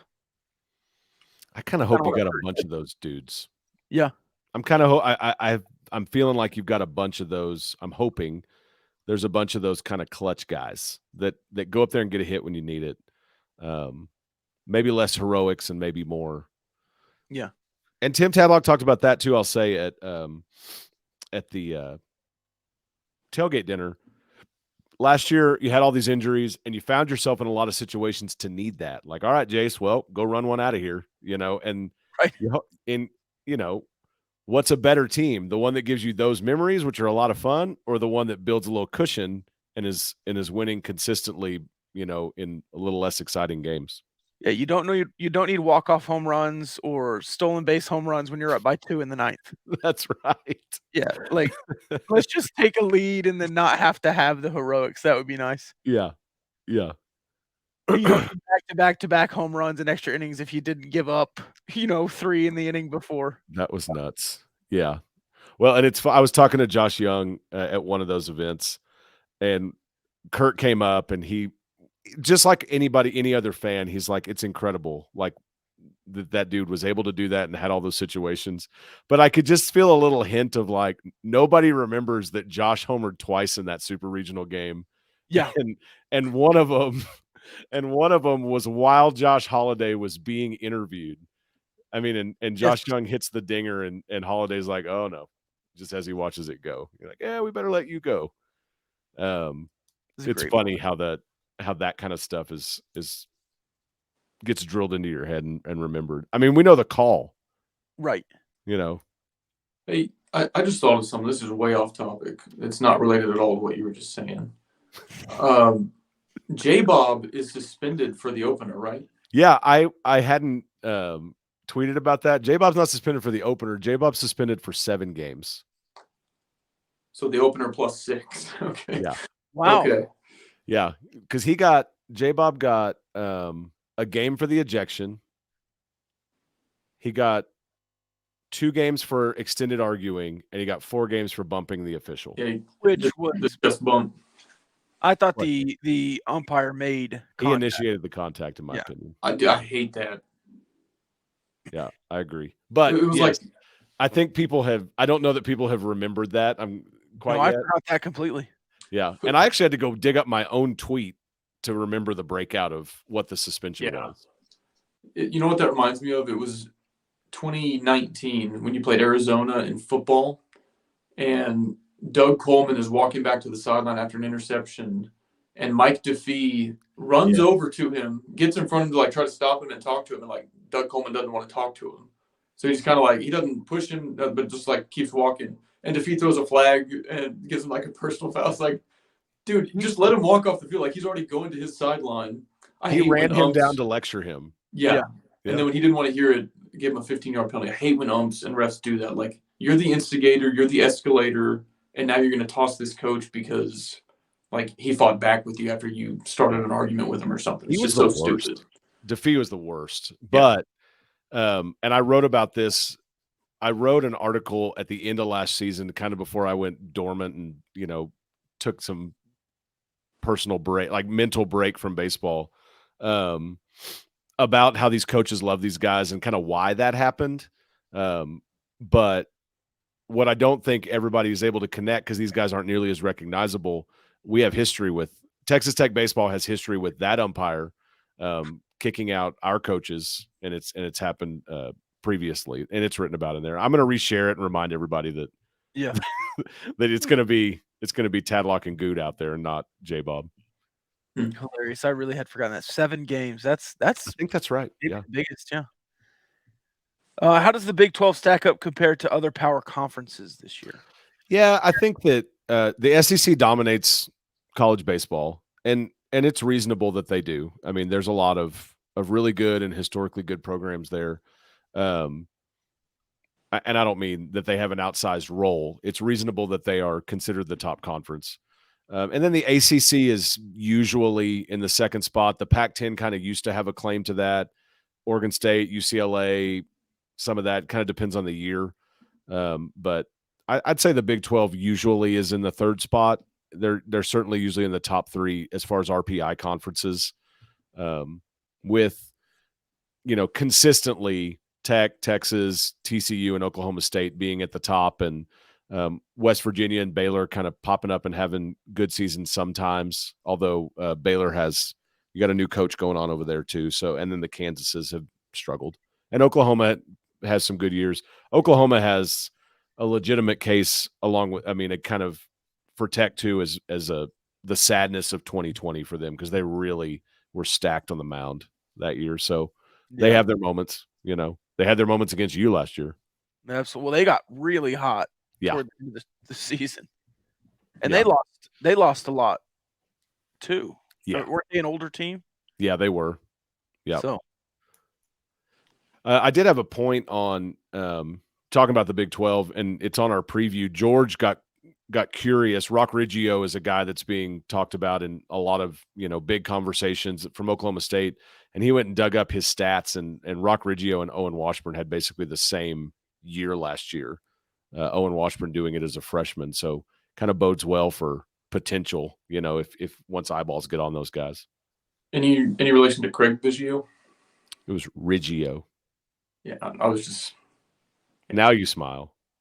It's that dry sense of humor. Somebody listening to this is probably like, what an idiot. Sorry. Yeah. I answered you like you're an idiot. I know you're not. Oh, that's okay. Sometimes. All right.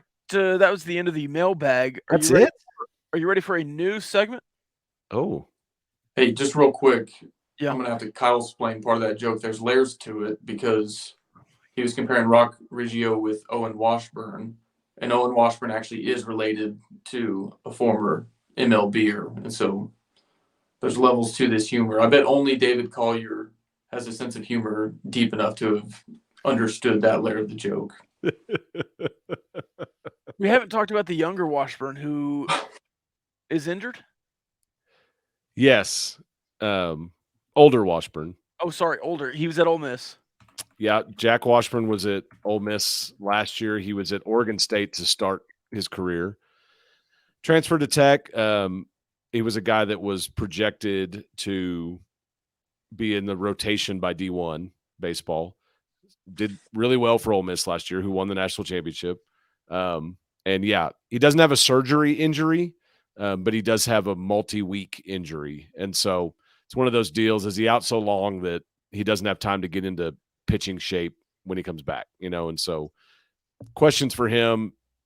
Where does it look like with the draft? As Kyle just kind of alluded to, his dad played 14 years in the majors.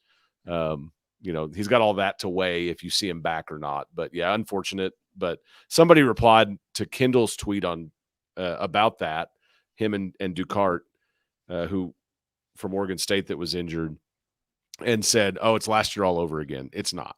This team has a lot of options. There's a lot of depth there. You never want to lose anybody. Certainly not a guy like that came in and you were excited about, but there's a lot of options. All right, now we're ready for the new segment. Yes. This is the Big 12 hotline. We're going to do a voicemail of the week. We'll put this out on Twitter. I believe we've retained the same number. There were some issues there. I think I got the same number back. Kyle, you didn't know that yet, but I think we did. Do you have the soundboard ready to bleep out part of this voicemail? Yeah, we can try to do that. There's one word. Yeah. Or do you want to set it? So this is going back to a couple weeks ago when, like out of nowhere, UCF Twitter just kind of came in like full Leroy Jenkins, and everybody else on Big 12 Twitter is like, who are these guys? I don't think they made a great first impression. And I don't know what it is about that fan base, because like I haven't seen anybody have an issue with Cincinnati fans or BYU fans. Haven't found any Houston fans yet. But like for whatever reason, UCF fans just super off-putting. And so we put out hey, text us your thoughts on UCF fans or leave us a voicemail. And so that's what I think most of these are about. Maybe there's some others that just are straight topics, but that was sort of the genesis of this. All right, so here's the Big 12 hotline voicemail of the week from Big Mike.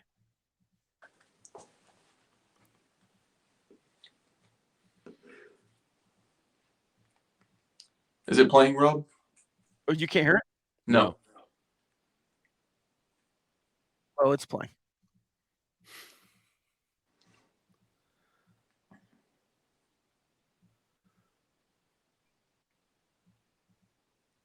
We got nada.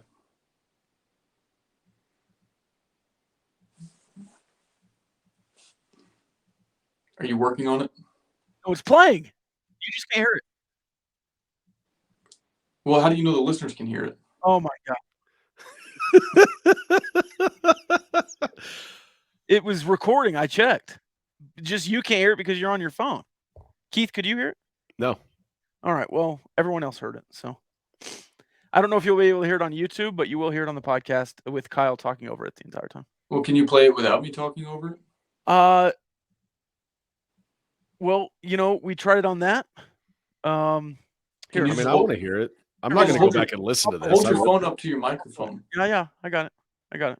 Yeah, clearly. I want to know why you didn't ask the question from the mailbag about how handsome I am. Well, we had already done it at the beginning of the show. With Big Hen. Keith wanted to go over that topic again, though. Well, there was somebody else. Somebody else said that it was you were a 9 on a bad day. Oh yeah, that's solid. I got some beard love too. You did. You have a very good beard. Thank you. All right, so we'll try this again to the standards of Kyle, but no beeps. So you're just gonna get an F-bomb. Fair warning. I go on Twitter just so I know you can hear me. Oh, but yeah, that UCF Twitter mafia, man, that's a fucking joke. They ain't got no spies to the tweets. They ain't got nothing. They're trying to mess with us original Big 12 folks, and I ain't gonna have it, man. If anyone come at them, I'll drop my pen. I'll meet them wherever they lay. You understand me, Gambling Gauchos? Shout out to the original Big 12. Yeah, Big Mike. I like you. Yeah, I like you. I like you too, Big Mike. That's awesome. That's glorious. So we'll have some hotline of the week, Big 12 hotline of the week. So we'll put that out. We'll put the number out again. You have to read some of those texts as well. Yeah, I didn't know which one you were wanting me to read. I made a promise. Okay. I'll go through a few. Baylor fan here. UCF fans are like that new kid on the block that has only been allowed to come to the party because they knew a couple of people that were invited, but secretly nobody knows them and everyone hates them. Talking with UCF fans is like talking with an AI that's been fed a steady diet of stale insults from 2014. I wish Joe Biden would ban Twitter from Florida and give the state to Cuba so we don't have to hear the phrase rent-free ever again. Wait, I have a question. Yeah. If UCF is the friend of a friend that got brought to the party but nobody likes him, who brought him? Yeah. Out of the Hateful Eight. Oh. It kind of feels to me like, oh, well, Texas is leaving, so Texas's cousin can come in. They're a lot like Texas, but they just don't have all the success. Kind of what it feels It's like. like season 4 of a sitcom that's just really losing it, and they're like, let's throw in a random character. Yeah, Maybe we'll get a spinoff. It's like the new Aunt Viv. They just replaced him with it. It's the same character, but a new actor's coming recast. in. Everyone hates him. Yeah. I can't wait to interact with unironic rage comic posters again. All of these people's brains did not develop past the age of 15. Hey, it's Joe. Yeah, that one that you love. All right, Joe. He says, I'm cold. I don't want to be cold anymore. There's no football. Help. And then there's a couple that enjoy the space game. And then one that insults their aroma that I can't read. Okay. So anyway, yeah, the Big 12 hotline we're going to do a better job of promoting that and reading those on the show. Hopefully actually listening to them on the show instead of just one co-host insisting that it's playing while everybody just hears nothing but silence. But anyway, fun little wrinkle we're adding to the Gambling Gauchos. Can't wait to hear from Big Mike again. I also like how he was like, hey, shout me out on Twitter so I know you heard this. It's like, Big Mike, he didn't give us your handle or anything. I searched Big Mike, but there's no Big Mike that follows us. So hopefully we can find Big Mike. All right, final thoughts? You've now gone from not the shortest to maybe one of the longest, Keith, by the way. We're an hour 40. And by the way, Keith, you played that any final thoughts perfectly. You paused for 3 seconds and then let Rob start talking again. Because when Rob asks you a question, he's not actually wanting a response. He just wants to keep talking after that. So you nailed that. Oh, my God. I was actually pausing because I thought, no, I'm not going to ask Kyle this question. But since you said all that, since all conference wins aren't created equal, Kyle, which year that Texas Tech beat Texas in baseball meant more than last year? Oh, that's a good question. Or do we wait more? I would have to go back to the seasons where you won the Big 12 because, like, obviously all the focus and emphasis is on the last series. And so I remember one year you won it by sweeping Kansas the last series. And I don't remember how you fared against Texas, but theoretically you could look back on, assuming you didn't get swept by them, and say one or both of those wins against Texas was, helped you get a conference title. But I don't know. Yeah, it's hard to think. You didn't win the Big 12 last year, but just the way you won those games was pretty cool. Did you sweep them in Austin 2 years ago? 2019, maybe? You swept them in Austin before. Yes, not 2 years ago. You won the series, I think. Okay. I think there were 2 really tight games in that one. Yeah. You got them Tim Tadlock's first 2 or 3 years. Like you had a pretty good streak there in Austin. Yeah. David Price is a bum.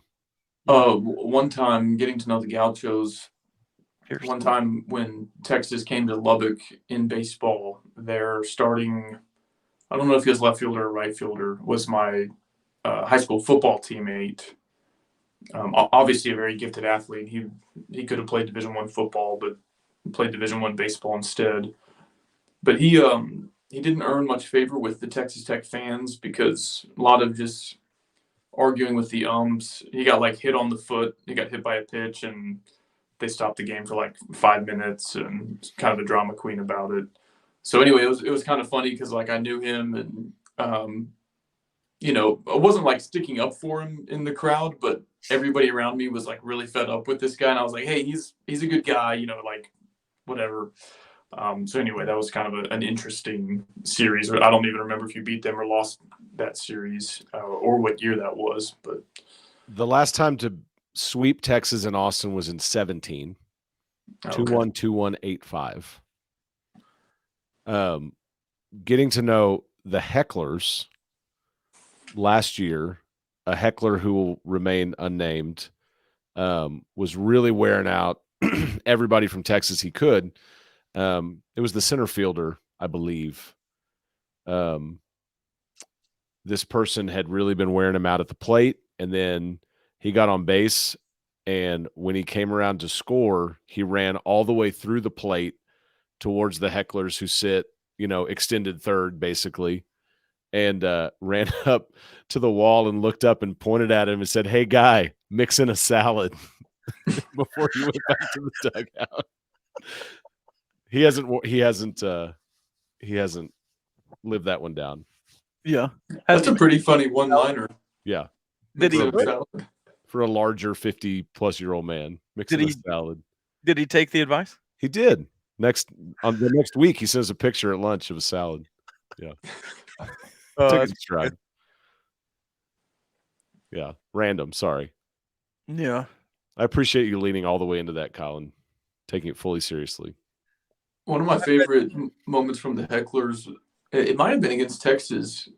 I'm not gonna get up and like kind of demonstrate, but one of their batters, as he was like settling into the box, would do this like real over the top hip movement, and they wouldn't say anything, but as soon as he like started swinging his hips, all the hecklers would be like, "Ooh, ooh!" It's like that has to get in your head when you're, because like baseball's such a routine game, and like, you know, I remember like Nomar going up there and like tapping his gloves over and over, and so that guy, I'm sure, like he can't adjust his routine, so he can't stop doing that. But like, you know, he hears them every time they do that. I thought that one was really funny. The toe tap pitchers have it bad with those guys. 1, 2, 3, 4. Yeah. I love baseball heckling. Nothing's better. Oh. And when it's good, when it's good, it's good, and when it's bad, it's brutal. There were a lot of empty baseball stadiums when I was at LCU, and I'm a loud guy, and so I just heckled the entire stadium. Only ever had a few respond to me. A catcher from Oklahoma Christian. We just were conversating by the end of the game, just back and forth. His name was like John Rogers or something, and he hit the mound his first inning when he's throwing back in the warm-ups back to second. He just turfs it.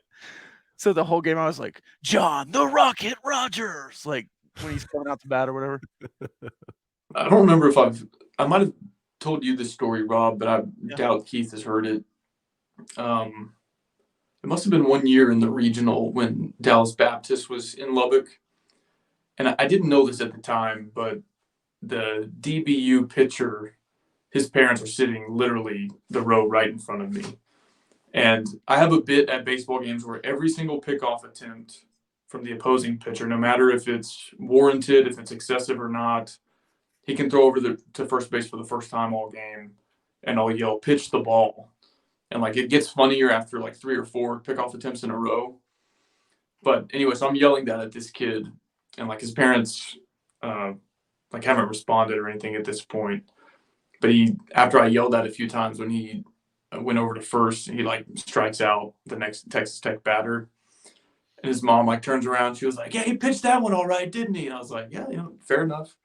The next batter takes him yard for like at least a 2 or 3 run shot. And she just like is immobile, just like looking straight ahead. Obviously wasn't going to turn around and say anything to me.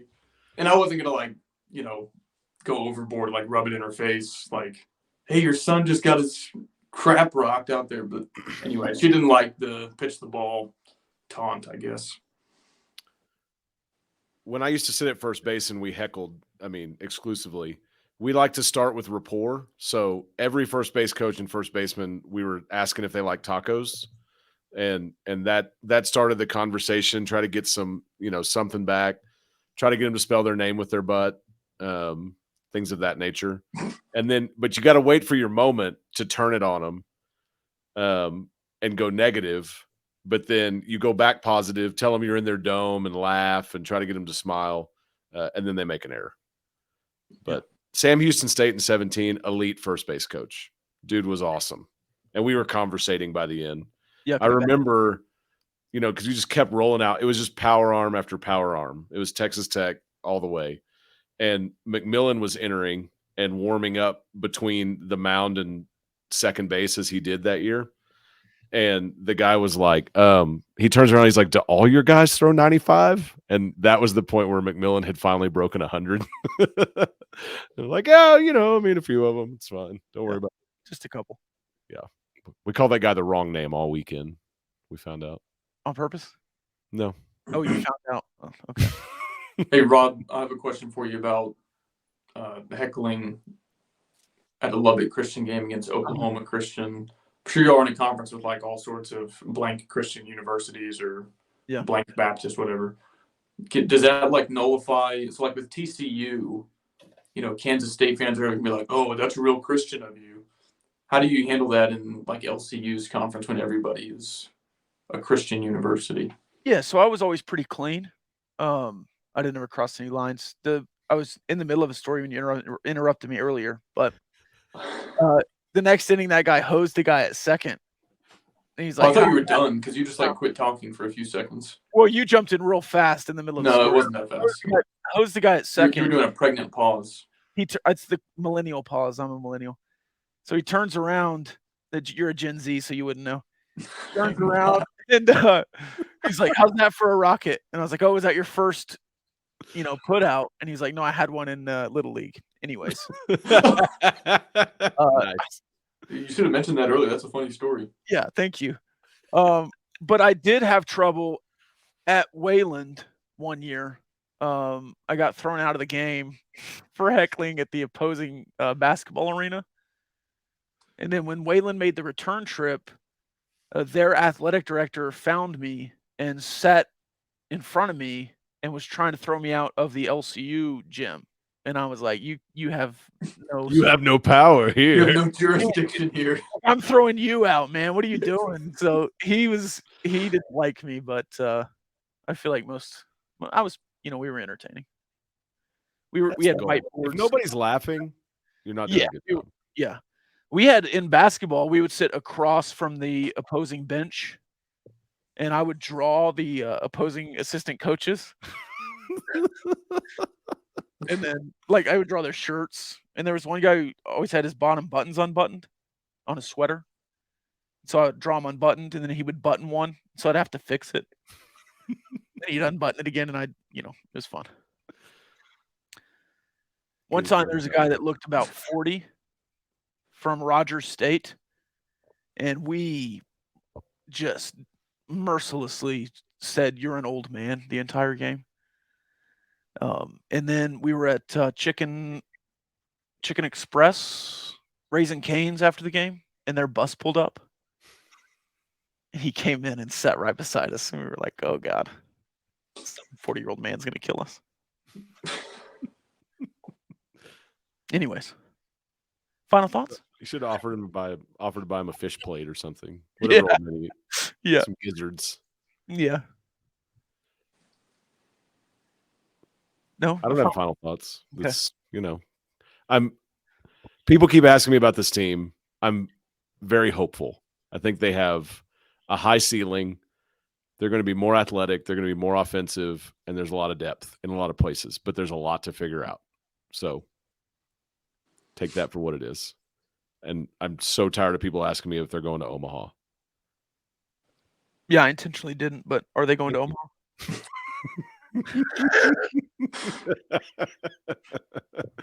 Yeah, definitely. Oh yeah, 100%. All right, we'll be there. Take it to the bank. All I right. really want to go to Omaha. It's Before fun. you go, Keith, power rank the Gauchos. You don't actually have Wait, start bench cut, or do I have a reliever to put in too? no, just start bench cut the Gauchos, but don't cut Mainville. I'm starting Mainville. Good call. Yeah. And I'm cutting both of you. Okay. I think Fair. Let's just keep it even. You could have finished both of us, but cutting is fair too. I knew I was getting cut, but I didn't know Rob was getting cut with me. So I don't think anybody knows our inside joke about how often you mention Red Raider Dugout and Dinger Derby on your podcast. do we want to Kyle explain that real quick? Sure. I'll Keith explain it if you want. Yeah. And do you think anybody has listened through an hour 50 and is like, oh, I won't be able to do an hour 55 here? Yeah.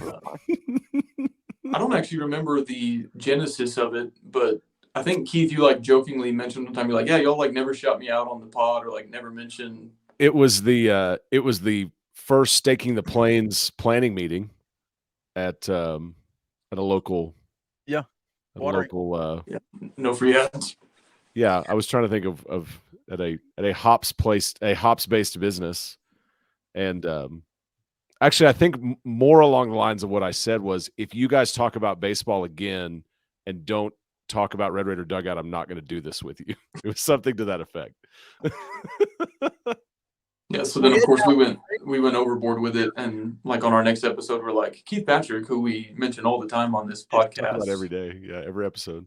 Yeah. Well, and you were, I think there was some pettiness because you were mad that I had done a guest spot on another show, who asked me to come on. So probably jokingly, but yeah, we should make like an exclusive deal where I think I joked about this in the Discord that this is on the Twitter DMs. I was like, as your publicist, I can't allow you to go on the 23 Personnel podcast because they booked you this week as well, I guess. But no, I mean, we really are peeling back the curtain when I said, hey, somebody asked me to come on their podcast, and you said you can't because you're doing our podcast Wednesday night, and that was the first I'd heard about it. Yeah. I really thought Kyle had already invited you on. Oh man, we're gonna take it all the way to 2 hours, or?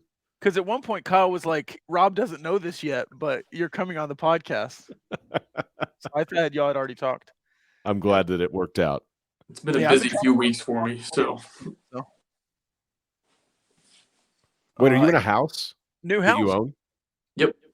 That's awesome. Well, the bank owns it for the next couple decades, but yep, it's good.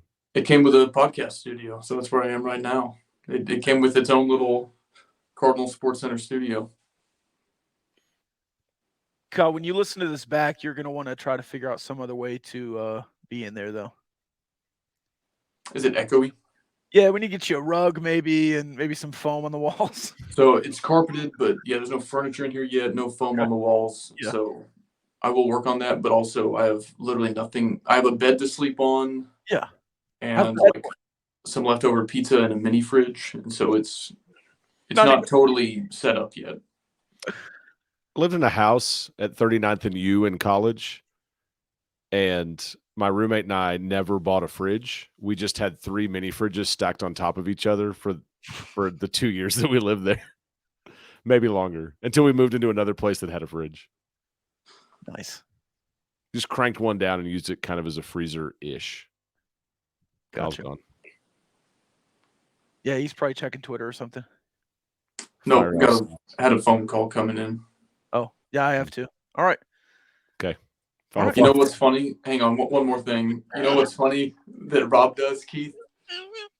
When we're doing a stream or something and it freezes or something, when you listen to it back, Rob will be like, "Oh, hey Kyle, you froze," as if like I don't listen to it back. I listen to it as a consumer, and I laugh every time.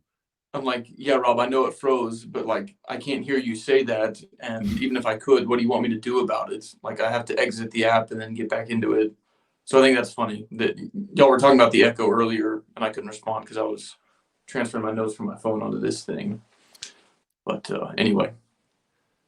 I feel like this is, I mean, we're right there in this becoming some sort of a session. And if that's the case, then I will be the guy. I'll be shrinking. We can do a shrinking episode. Yeah, It's fantastic. it is very good. Yes. I But think I feel Keith like you guys are just desperate to talk about your problems. Like One of us is. you're right there. Yeah, one of I us have to is. move my hands way up because I can't see them when I'm moving them. I have no problems with Rob whatsoever. There's no beef. No beefs. I don't have any beef. Here we go. Yeah. Here's the Dinger Derby opening day vibes. Here we go. I almost made my name not Kyle. Kyle didn't do a fun name this time. Yeah. Usually does. Killed So the bit. this is all baseball. Like you guys haven't talked about basketball at all. Okay, all right. Let's not get into everything here.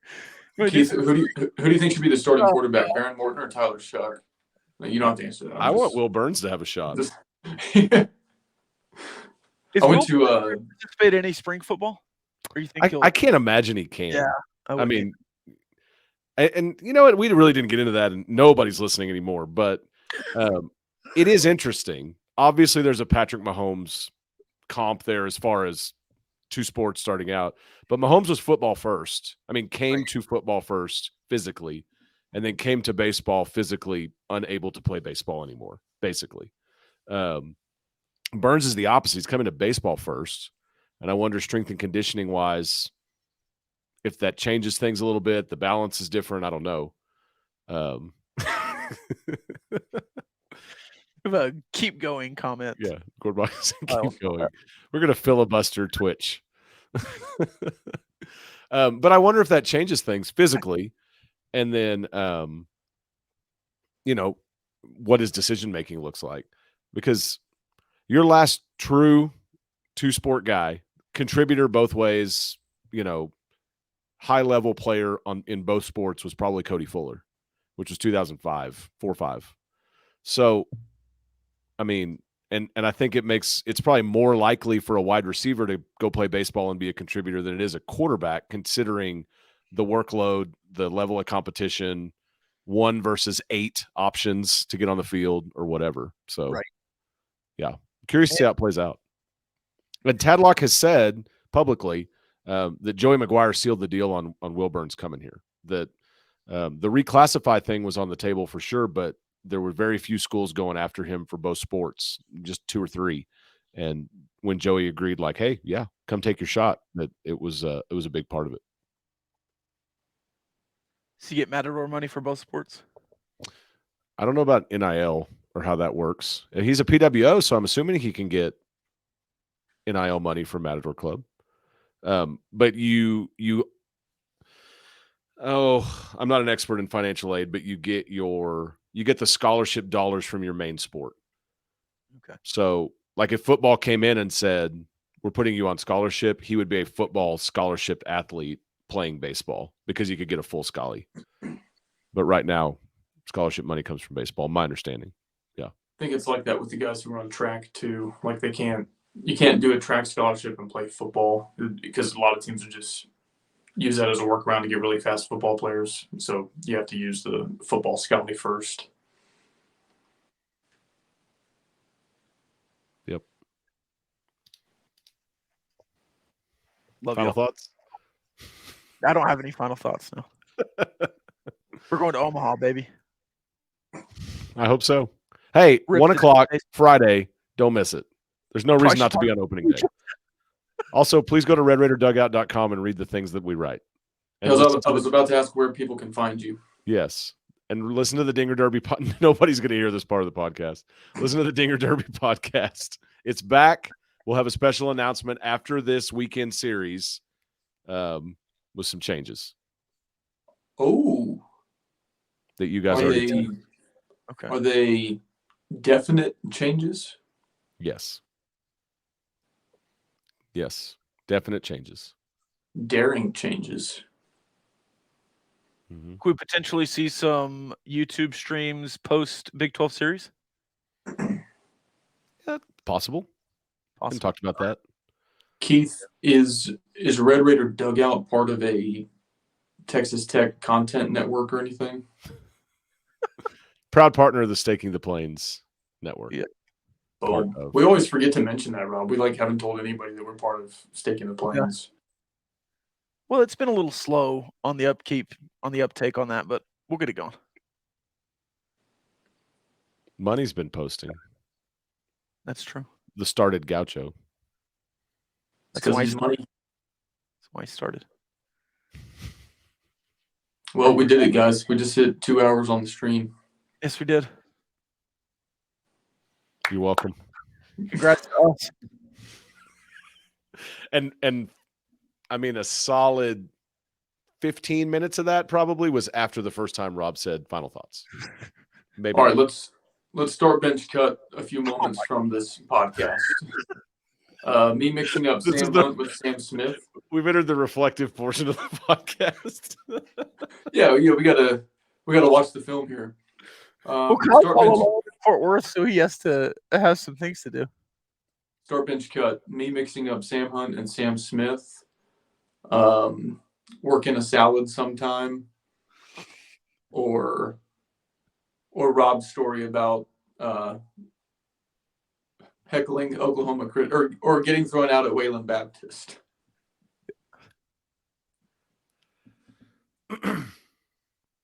Who's doing it? I mean, they're all.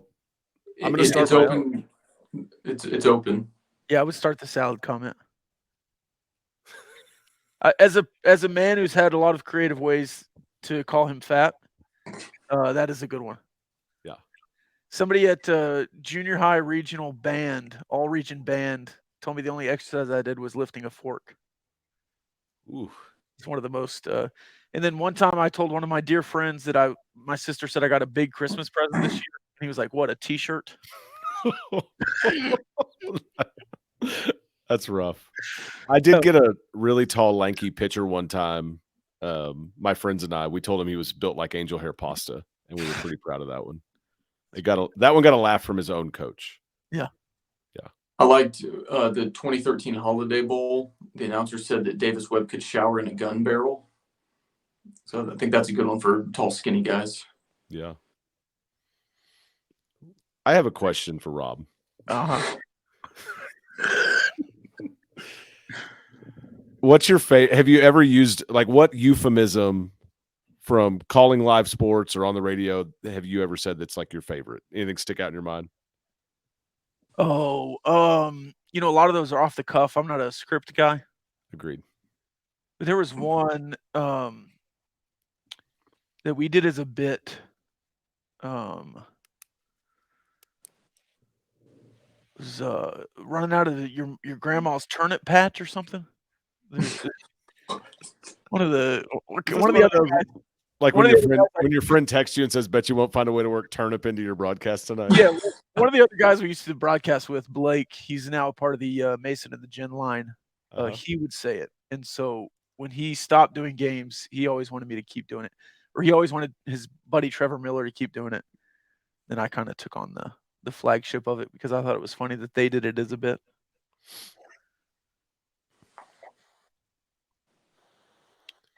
I walked out of halftime in a football broadcast once that was awful game, like the worst officiating I've ever seen. Uh-huh. And I told my color guy, I said, "Well, the first half was rough as a stucco bathtub. It couldn't get much worse than that." And my phone just lit up. Yeah, that's a good line.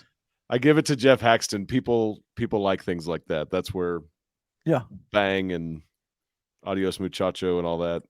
The people like it. People do like it. Some people like bits. Kyle's a big guy. I like bits, yeah. And the Gen Z guy of the podcast. I'm a Zennial. I'm in the mini sub in betweener. 3 generations of podcasters right here. No, we're not. We're all millennials.